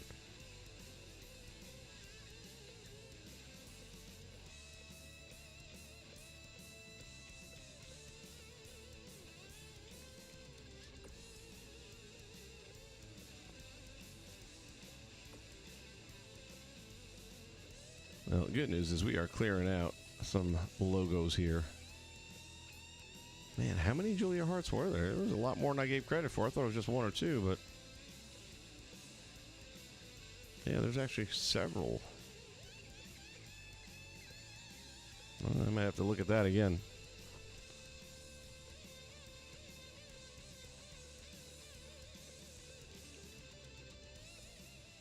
I'm going to keep Allison Kay because, A, it really came out really good. I didn't make it, but whoever did made a really good job. And I feel like she'll show up on Ring of Honor if they ever get their TV show back up and running again. I can see her showing up in Ring of Honor or even AEW now that they don't have the tag team titles anymore. Kind of disappointed in that. I really, really liked the Hex as the tag team champions. I thought that was a good pairing. And I do hope they stay together as a team and go to Impact or go to AEW. I don't care which one.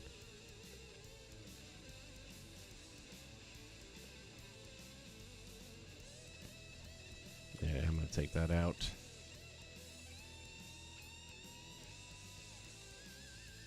It's an interesting idea. Not sure I agree with it, but gotta admit it did look good.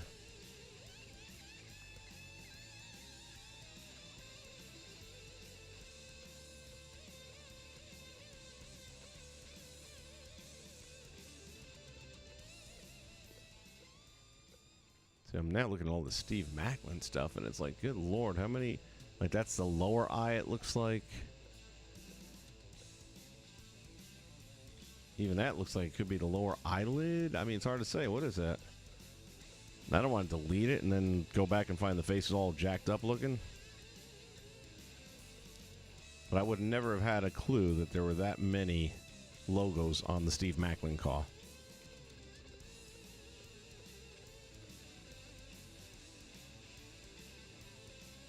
We can do without it.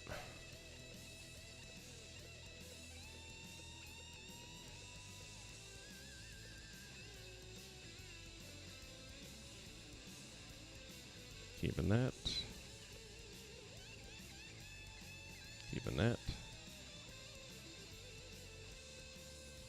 How's that not used? Just added the aces and eights earlier today, figuring I might end up writing that into a storyline at some point.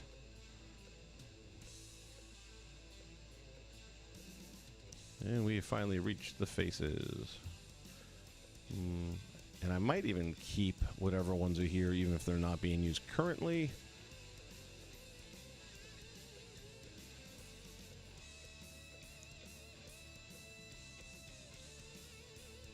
So I'll get rid of this one because I have another one already there for Jay White. So apparently that was better than this.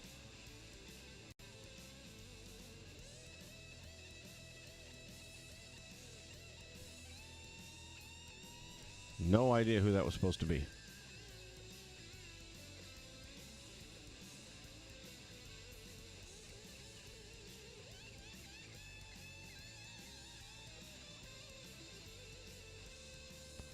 Taz, nah, I don't see me needing him.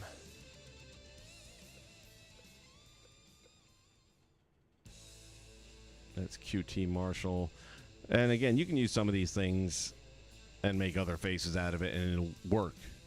I'm just trying to think generically, looking at him, is that something I can use? I'm going to say no.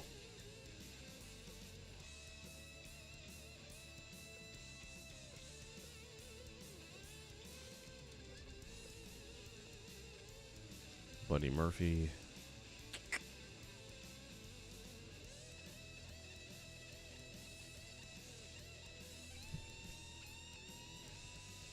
I'm going to keep it.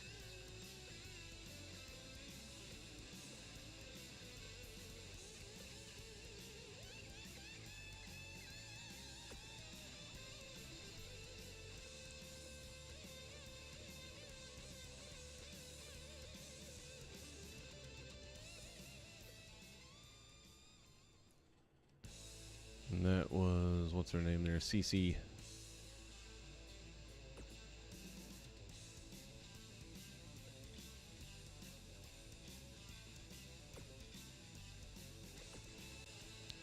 Boom.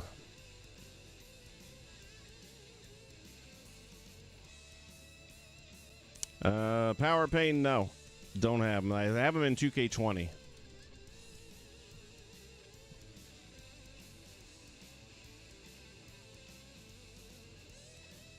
You think Thunder Rose is overrated? I don't. I actually like Thunder Rose. I've liked her from the NWA. I just really always felt... I think the NWA did the perfect thing with her when they did the documentary on her getting ready for an MMA fight that she ended up losing. But it humanized her, really showed the heart that she's got, the training that she puts in. And I do think she's a good worker. I just do. Now, you got to put her with somebody who knows how to have a match. I mean, she's not Ric Flair, okay? She can't have a match with a broomstick. But she can have a good match with another person who can have a good match. I mean, what her and Britt Baker did, and Britt is not Charlotte Flair.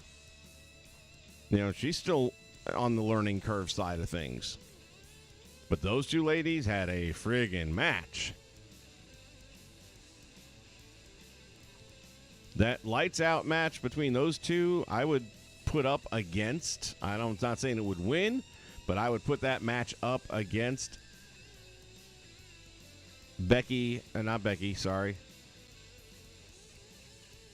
Sasha Banks and Bayley at Brooklyn TakeOver #1. I would put those two matches head to head. I would probably say that Brooklyn TakeOver would win it, but I really think that highly of the performances by all four of the women in those two matches.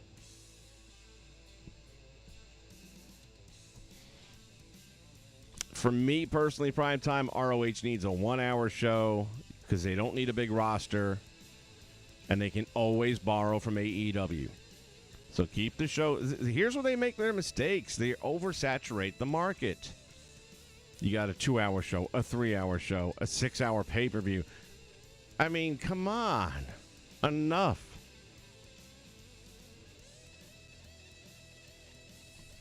Yeah, I'm right there with D-Train on that 1-hour show.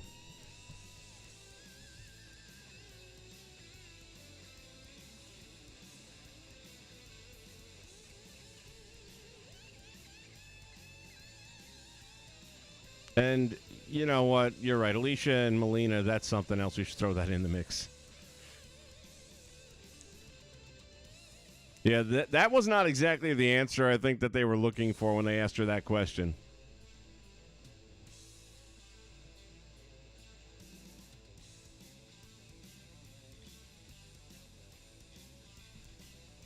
Tony Khan bought the ROH to have their videotape library, period.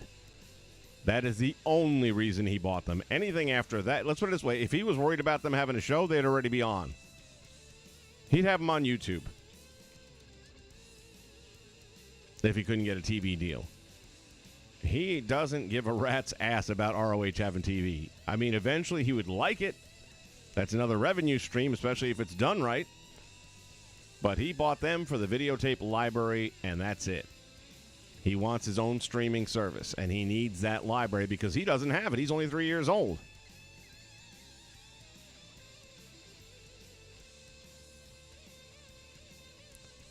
More of a bad thing is not good.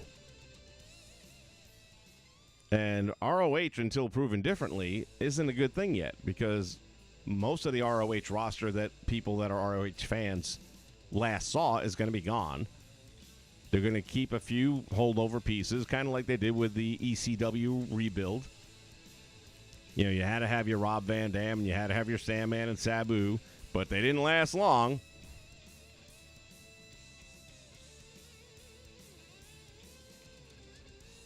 Yeah, I don't know how WWE lost out on that deal.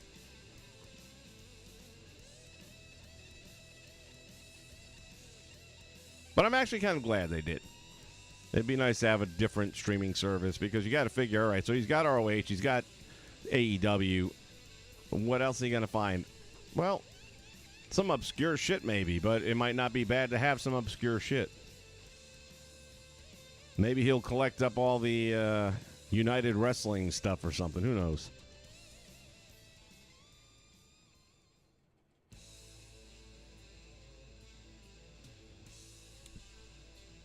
Well, look, anytime you sign a TV deal with a program, it's for a long run, especially wrestling. It's not like, okay, well, we're going to start this new show, and we're going to have a pilot episode, and let's only make 7 episodes and see if it goes anywhere. With wrestling, you're right off the bat signing for a minimum of, let's say, 1, 2, or 3 years, whatever it may be.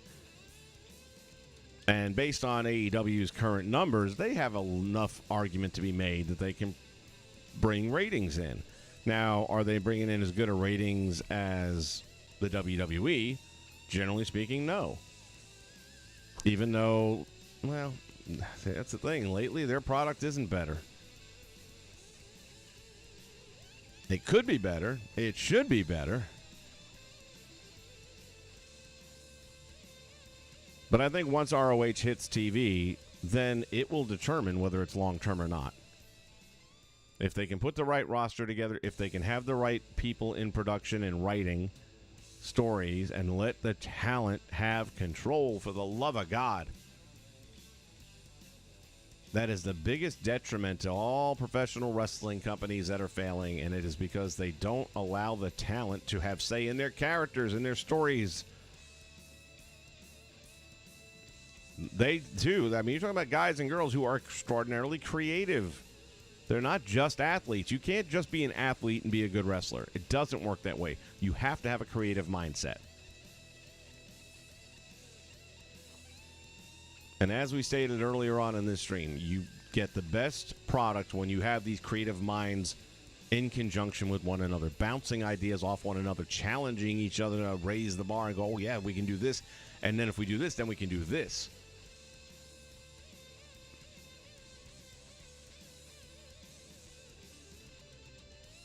Yeah, but D-Train, I don't know that you can even say that anymore. WWE has been around forever, yes. They're going to have a certain level of name recognition just because of that. Although they're getting some more name recognition and they're in the mainstream again now, but for all the wrong reasons again. And it just seems like every time they get themselves in the big spotlight, it's more for the wrong reasons than the right reasons. That said, AEW has definitely built out an audience. There's no wrestling fan that doesn't know about AEW. Now, granted, to grow, you want to bring in the casual fans. You want to bring in fans that aren't even fans yet. You want to make them fans. And most of that's going to be through word of mouth.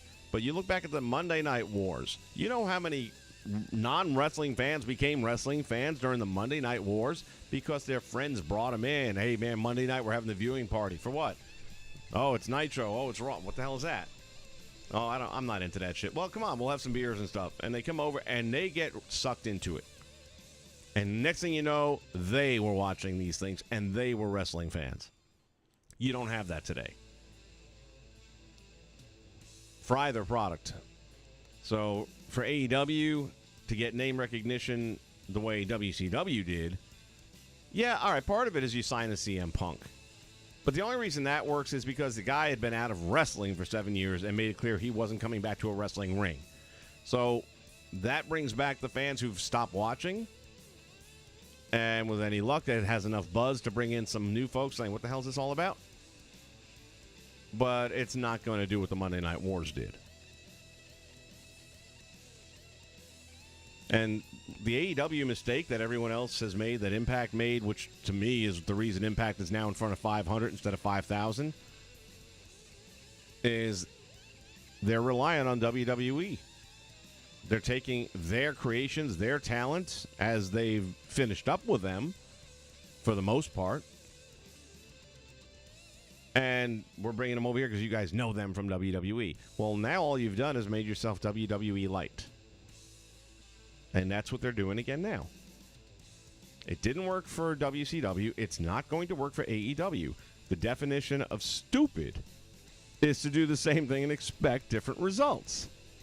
Now, they say that's a definition for insanity. I'm going to go with stupid. You're doing the same thing. You're following Eric Bischoff's road to ruin. Don't be surprised when you get on the off-ramp and you're at bankruptcy court.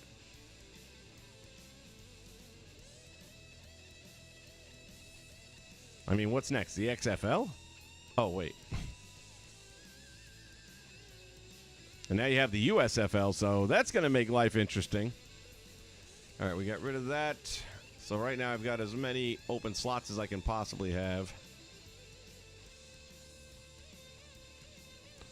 Let me go back here, check the roster, see who I might want to add.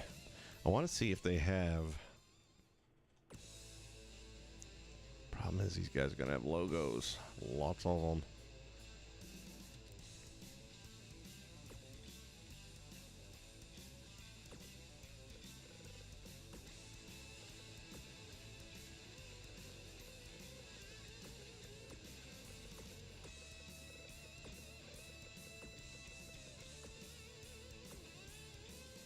I've been using... What, really? Seriously? I find that hard to believe.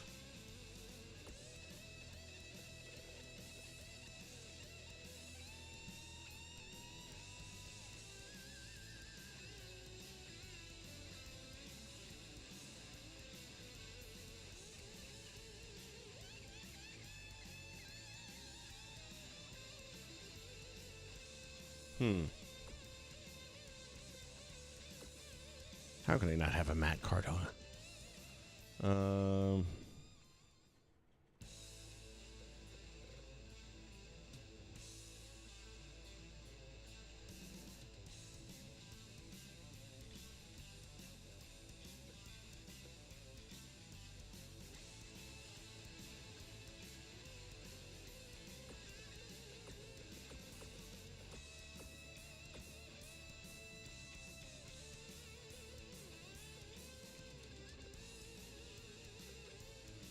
Yeah, so why the hell is he not showing up?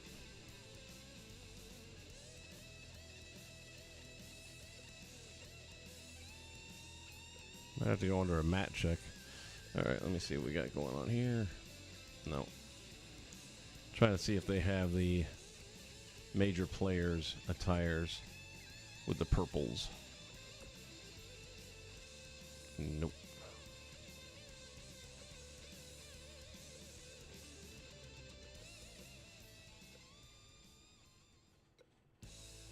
What's wrong with Cardona? Why are they starring out the name? Jeez Louise.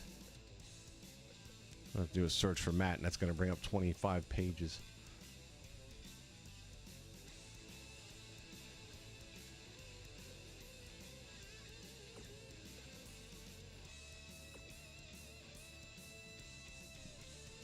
Nope.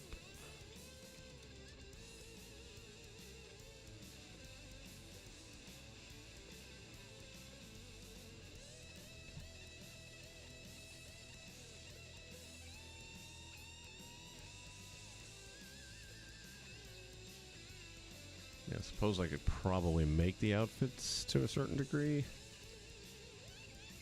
And just use the base model characters.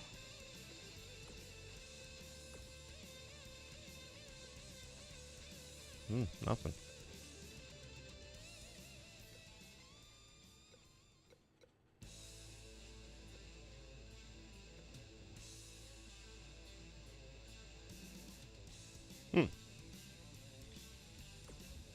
All right, well.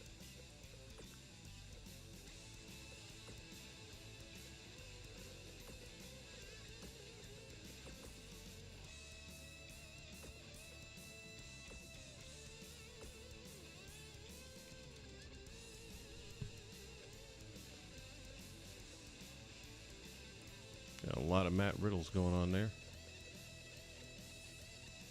Matt Jackson.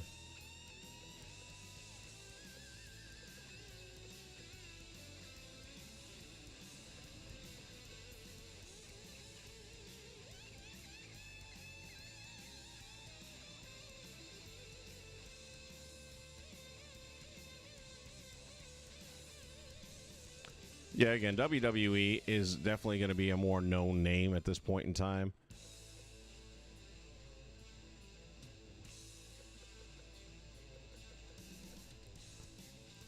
But there are things that can be done that haven't really been done by the AEW to help bridge that gap. They're not going to catch them anytime in the near future, if ever.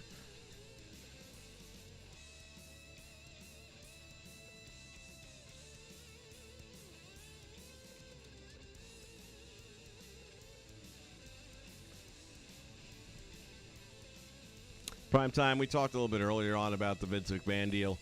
I honestly don't know what to even say. What happened yesterday was a joke. I thought he was actually going to come out and at least acknowledge the fact that something has been claimed against me.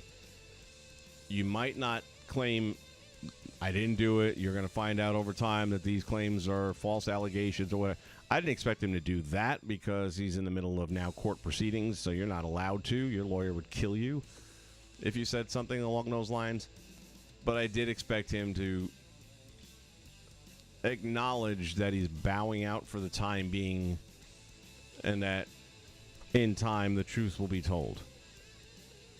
Because that doesn't pigeonhole you into anything, whether it turns out to be accurate or not. You just said the truth would be told. Now, the truth may not be good when it's told.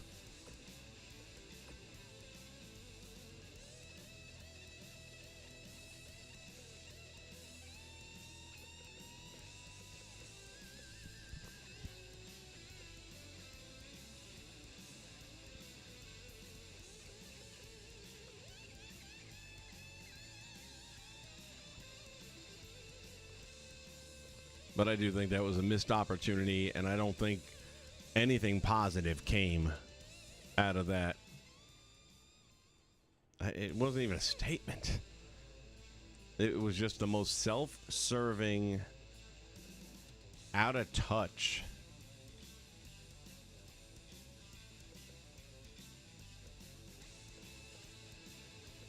I'm just shocked that that was what he chose.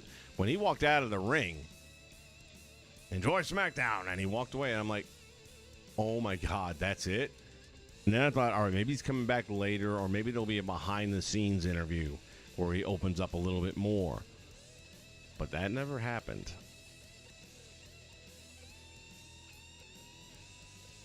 By the way, I don't see any of the new Jeff Hardy creations yet where he has the orange jumpsuit on, so I'm still looking for that.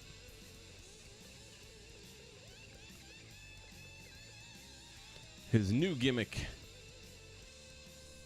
It's not really a gimmick, though, is it, with him?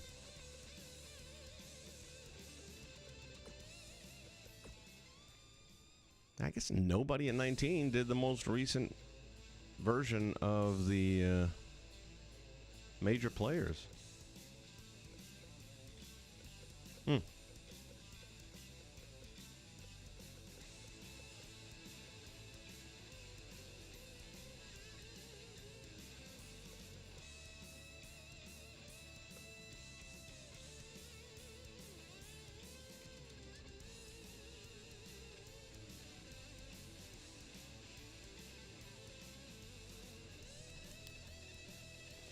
Do I think Vince gets out of it? No. I don't see how you can get out of it, especially after what you did last night. I think he just fucked himself in the ass. That's what I think. Oh, shit, what did I just do? Okay. I think there's way too much smoke not to be fire. And now that it's a publicly traded company, careful what you wish for. You might just get it. They have board of directors. They have everything from non-compete. Plus, there's also now a lot of stocks were sold before he made the announcement. So now there's insider trading allegations going on. That is massive. That's federal. And don't think the feds aren't still remembering that he got past them on the drug stuff. They're not happy. They're looking for an opportunity, a little bit of retribution of their own.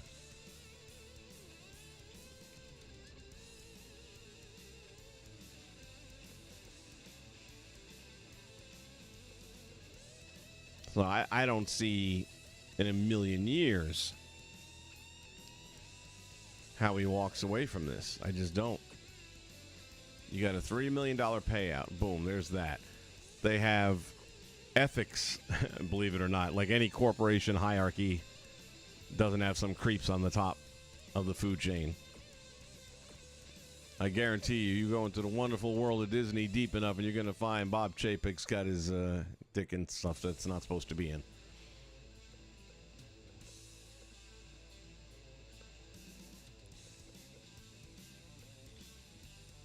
God knows Congress does it all the time.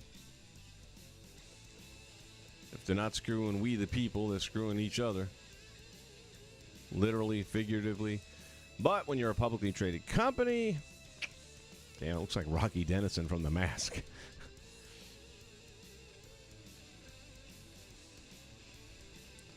He can be voted out.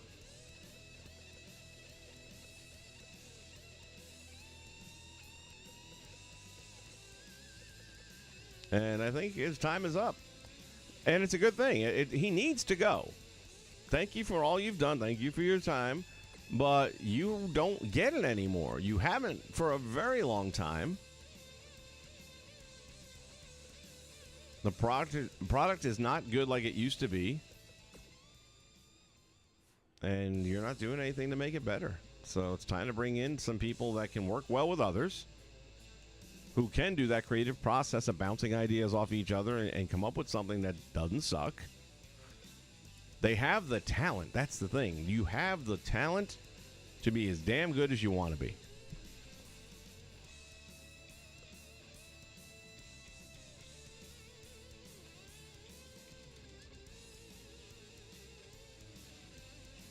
Oh, yeah, Primetime. He's not going to jail. They're going to vote no confidence. That means he's out. He'll be out of the company. He'll still have his stock options. He'll get a hell of a severance package and a bonus on the way out the door. Not that he needs the money. He's got more than God. But he will not have any direct hand on the day-to-day, which means, guess who else has got to be gone? Stephanie. They are not going to leave her there, okay? She's there as a placeholder for the moment. The minute this thing comes down, boy, that's a pretty impressive-looking Sabu.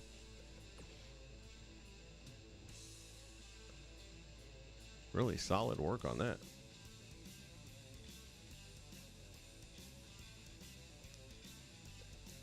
Yeah, once the axe drops, then Stephanie's gone too.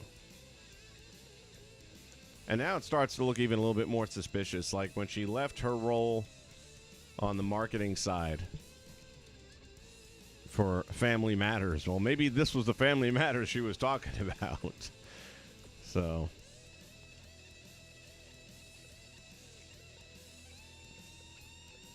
it is definitely time for Vince to be retired. You know, it just, and they're kind of moving on in many ways without him anyway. When you see this Nick Khan and what he's doing and how he's just releasing talent based on dollar amounts as it is, Vince McMahon wouldn't have necessarily let a lot of these names go that went if he were in complete control. And we still haven't seen The Fiend, even though he was tweeting, I'm coming back soon, and now we've had weeks go by and major pay-per-view opportunities and nothing happening. I was kind of hoping he was, when Roman was talking last night, there's no one left. Wise man. I have destroyed everyone. There's no one left. And I'm like, thank you. Here it comes. The place would have exploded. Instead, Brock again? Really?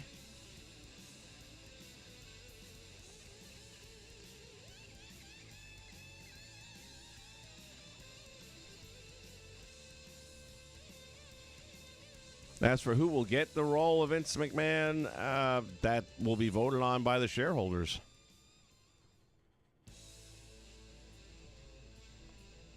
Not Jerry Jarrett, Jeff Jarrett. Definitely not Eric at all. Not a chance in hell. He's not even in the conversation.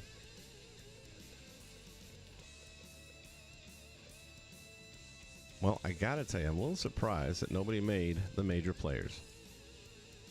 I'm even more surprised that you can't write the word Cardona.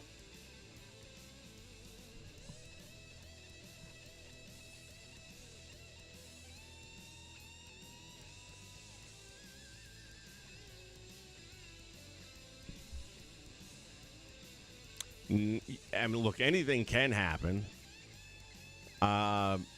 Again, at some point in time, an adult has to be in the room. And if there's an adult in the room, then Jeff Jarrett's not going to be in control of creative, because Jeff Jarrett has never, ever put an ass in a seat in any way, shape, or form. He hasn't. He was an okay performer. Okay. He wasn't great. He was never a worthy world champion in any promotion. When he had the world title in WCW, he did not have a pay-per-view buy rate that anybody ever talked about. Because he's just not that guy. Yeah, you've been in it your whole life, you've grown up in it, and you have things you can contribute. But head of creative, if you were creative, dude, you'd have had a better career. That's all. I mean, that's all I can say. It's just, he's never been that guy. He's like, an Intercontinental Champion, a U.S. Champion. Yeah, all right. Okay. But that's it. He was over in Memphis. He never got over in the WWE. He never got a Road Warrior pop.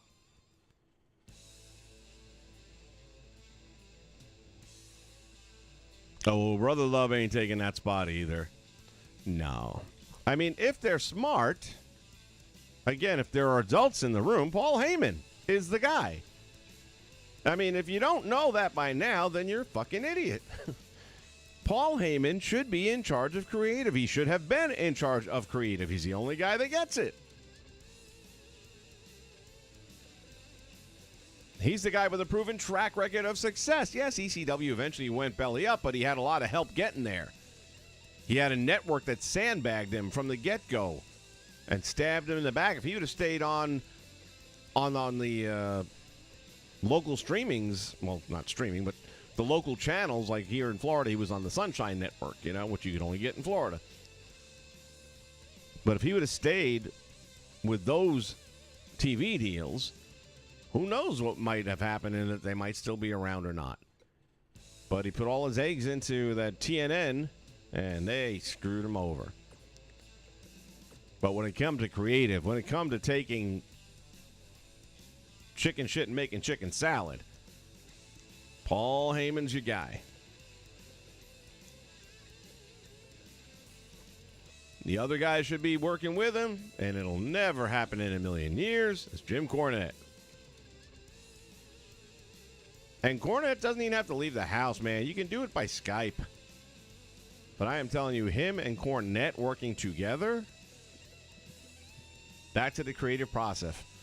Bouncing ideas off one another. And yeah, they have an old school mentality. And duh, when was wrestling good? In the old days.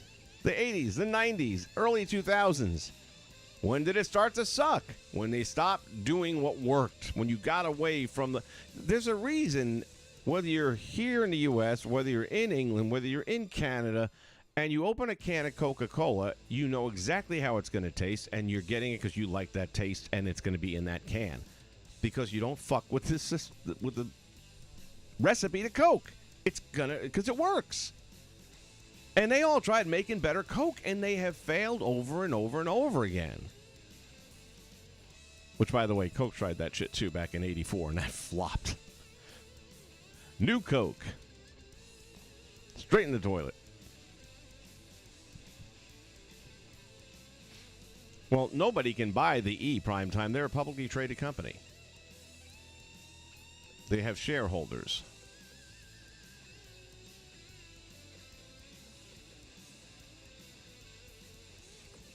All right.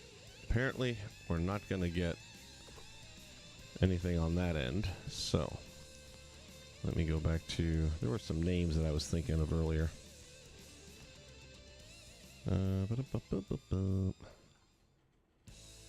Try to see who I don't have that I would want to have.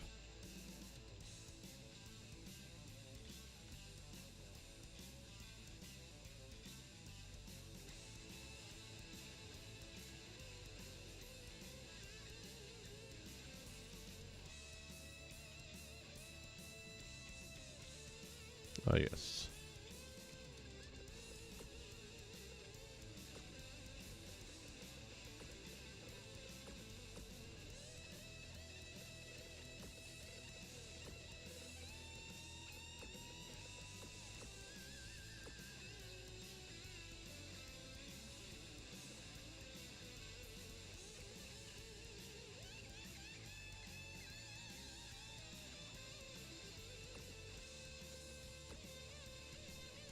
You know what I miss is the old THQ games where you would actually see the 3D model right there and you could rotate it around and get a good look at it. And you knew what you were getting by doing it that way.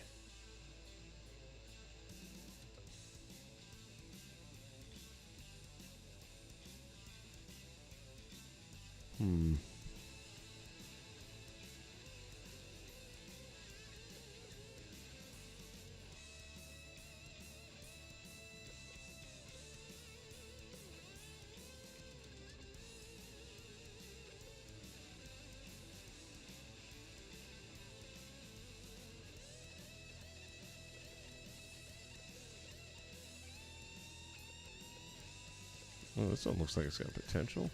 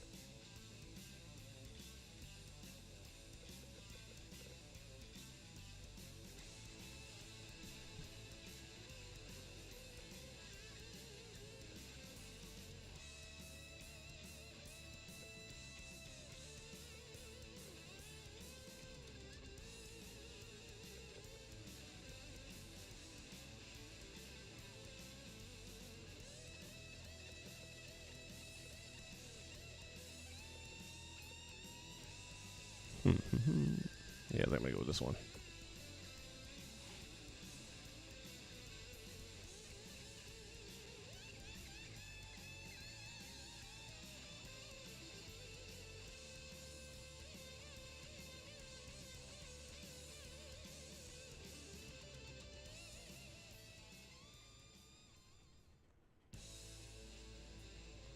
Yeah, again, for me, the best chance the WWE has of pulling itself out of the hole that it's in, and it's in a friggin' hole right now. For example, I would like to hear right now Paul Heyman's thoughts about SummerSlam. I don't think he has Brock Lesnar, who he loves, man. That's his guy. I don't think he has Brock Lesnar fighting Roman Reigns because he knows we've seen that shit before. Too many times.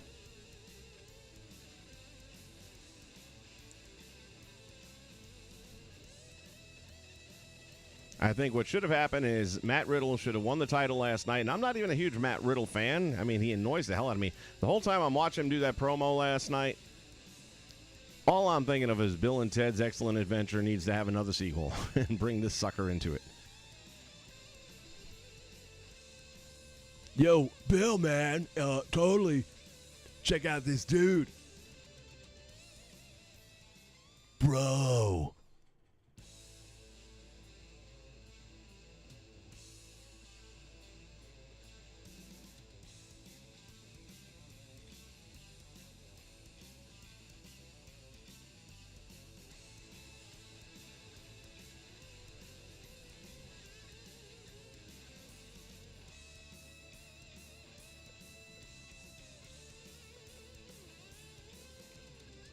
All right, let's see. What else did we have here? So we got Madison Rain.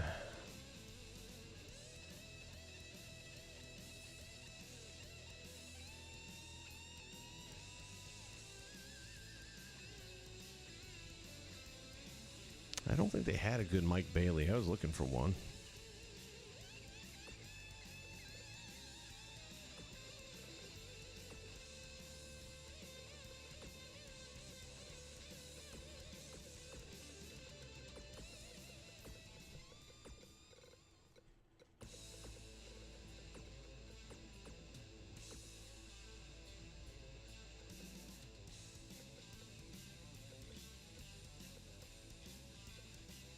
I'm glad I put his first and last name in just to get every other Mike out there except for his.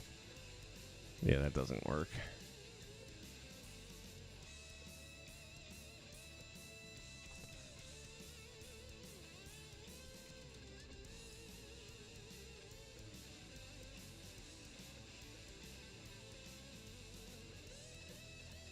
I think I'd have done better off with just the last name.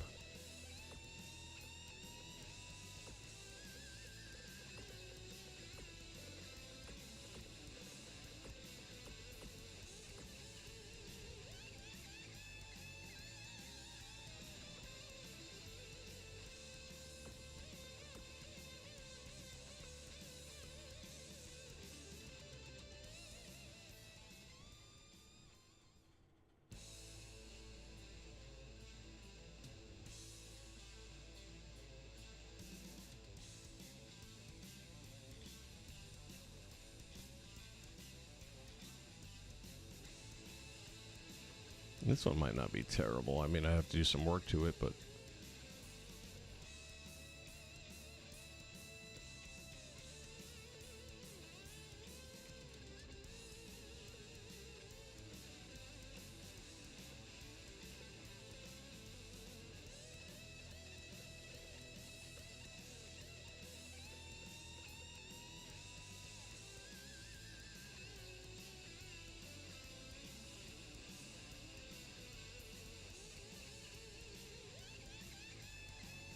Well, the problem, prime time, is you're not going to see Roman or Brock with the belts because either one of them doesn't actually show up on TV but once a month. And therein lies the problem. That's why it needed to go on Matt Riddle. Now, you could add Riddle with the title, showing up every week on one, if not both, of the programs, leading into SummerSlam, and you could have brought Roman in to try and reclaim his title. That would have worked. And then, of course, he doesn't reclaim it because he's not going to be around after SummerSlam.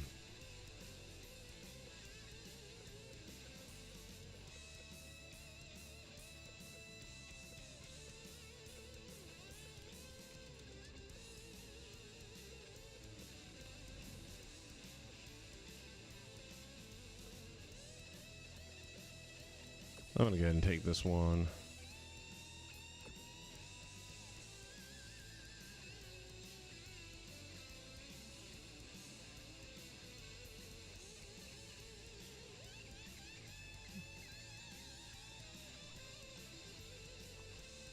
Well, the WWE hasn't done a good job of making new stars in a very long time. They build them in the NXT, they bring them into the main roster, and they squash the living shit out of them, and they've been doing that all the way back as far as the Ascension.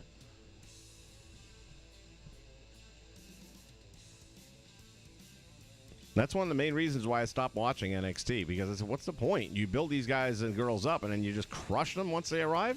Nah. Or you try to completely change them. You know, you got Butch. The hell, Butch? Come on, man.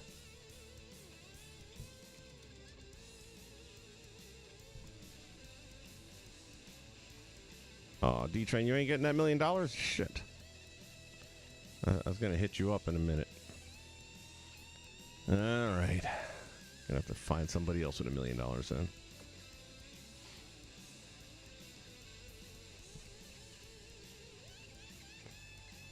Let's see. We got that. Got that. Oh, here's somebody I definitely would like to add to the roster if I can find a decent one.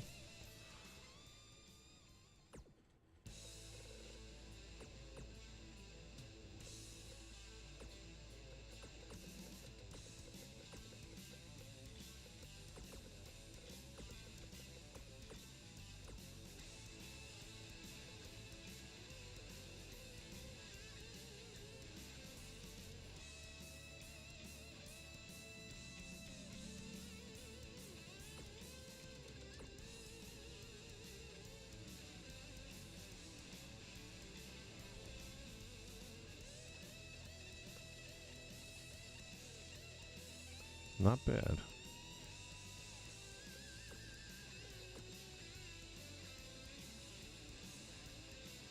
Not as good. Oh, and that's it. So slim pickings there, but we're going to go ahead and take this one.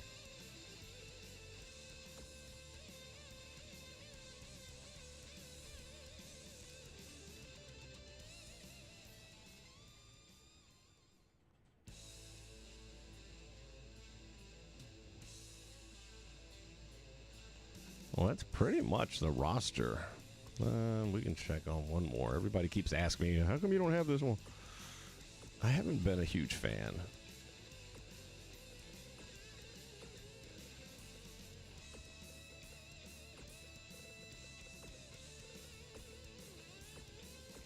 It's just, for me, it's a little too much.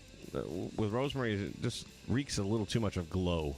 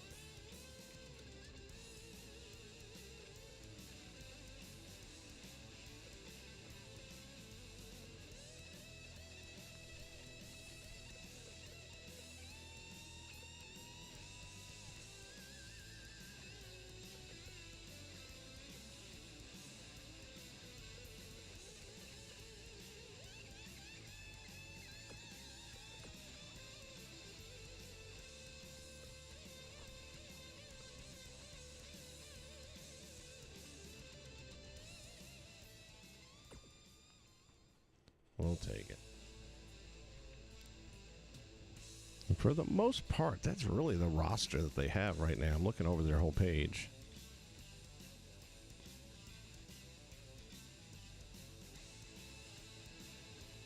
I mean, I'm missing a couple here and there, like a Crazy Steve, but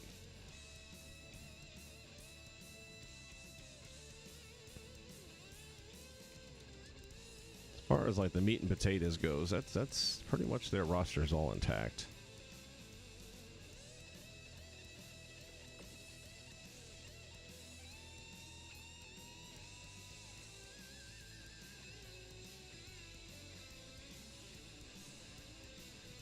'80s universe. You can't go wrong either way. I mean, 2K19 is going to play better, and at this moment, you'll have every roster name that you could ever want because it's been around 3 years, so they're all up there. Whereas 22, you might still have to wait a little while before some of the names are up there that you're looking for, or a good quality version of one anyway. 2K19, that's literally as good as it's ever going to get, is what's out there right now. No one's adding new content to 2K19 at this point. Kind of the same logic I'm going with right now. Oh, I did forget to check on one thing, though. Which now I probably wouldn't have room for it anyway, but...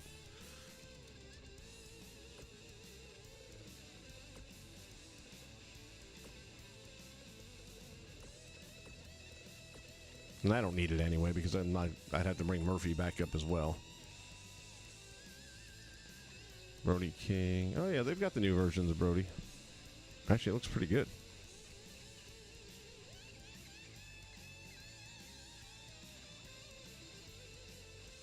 It is really interesting to see that tattoo was transformed into this.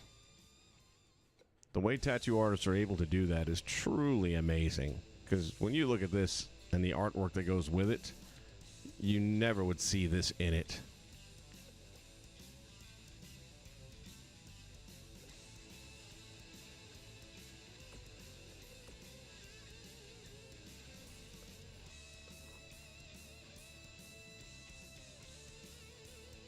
But yeah, that's a lot of logos there. I'm not going to even bother.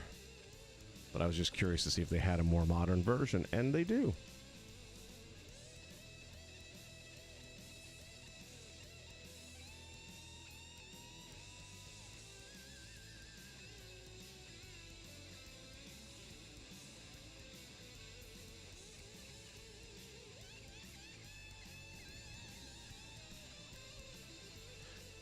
Yeah, Rex Steiner is a talent, no doubt about that. And at least they haven't squashed him, so thank you for small favors. And Austin Theory, I was originally not going to get on that bandwagon simply because he was being force-fed, but I try to give everybody a fair chance. He's not bad. I definitely do see an upside to him, and I do think down the line he's going to be a big deal.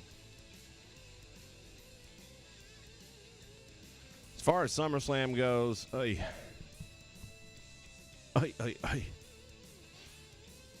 I got my own plans for my SummerSlam, so that's why I'm saying the reason I don't do the old school stuff as much anymore, other than what is on the DLC for the Legends, is because I'm really just, I see so much potential, and I feel like it's just right there in front of you. What the hell? And I'd rather do my version of what I would, like if they put me in control of the WWE creative team, I can assure you that the main event for SummerSlam would not be Brock Lesnar against Roman Reigns, and Roman Reigns wouldn't be the champion as of last night. I get that you want to have more time with your family. I get that you want to look into TV and movies. Dude, you've earned it. Have at it. We need a champion on TV.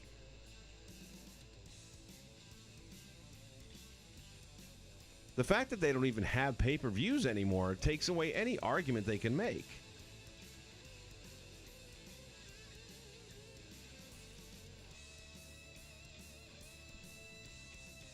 You can't be worrying about a buy rate. There's no buys.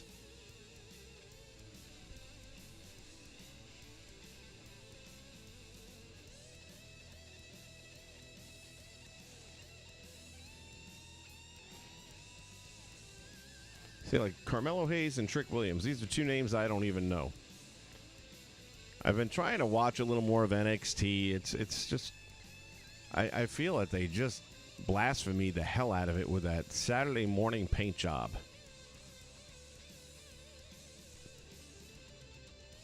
I love the black and gold. I thought it had a dirtiness to it. To me, it was an underground wrestling company. You know, NXT was more of an underground style of up-and-coming talent. And now it's just like a Saturday morning kids cartoon. But a lot of people seem to like the new look after all, which shocked me. I thought they were going to go straight in the toilet.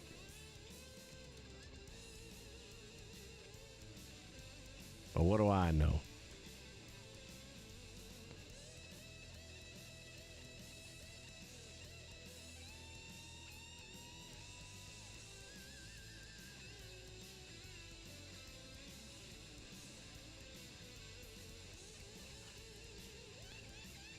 All right, everybody. I think we've come to that point. I've downloaded what I'm going to download. I might do one last thing in another week. They got their pay-per-view tomorrow on Impact, so maybe we'll see a big surprise. Maybe The Fiend will show up. I doubt it, seriously. But either way, I'm sure something will happen, and we'll see. Maybe I'll grab some aces and eights guys at the last minute.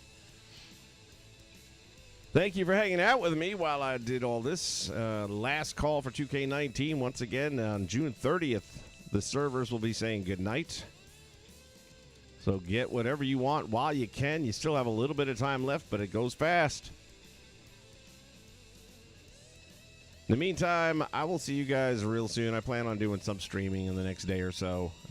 Just really mentally haven't been into it. So much going on in the world today. It's just hard for me to focus on wrestling. But it helps me break from that mindset for a little while as well. So we will make time. Until then, from ringside, this is Vince McSham saying so long, everybody.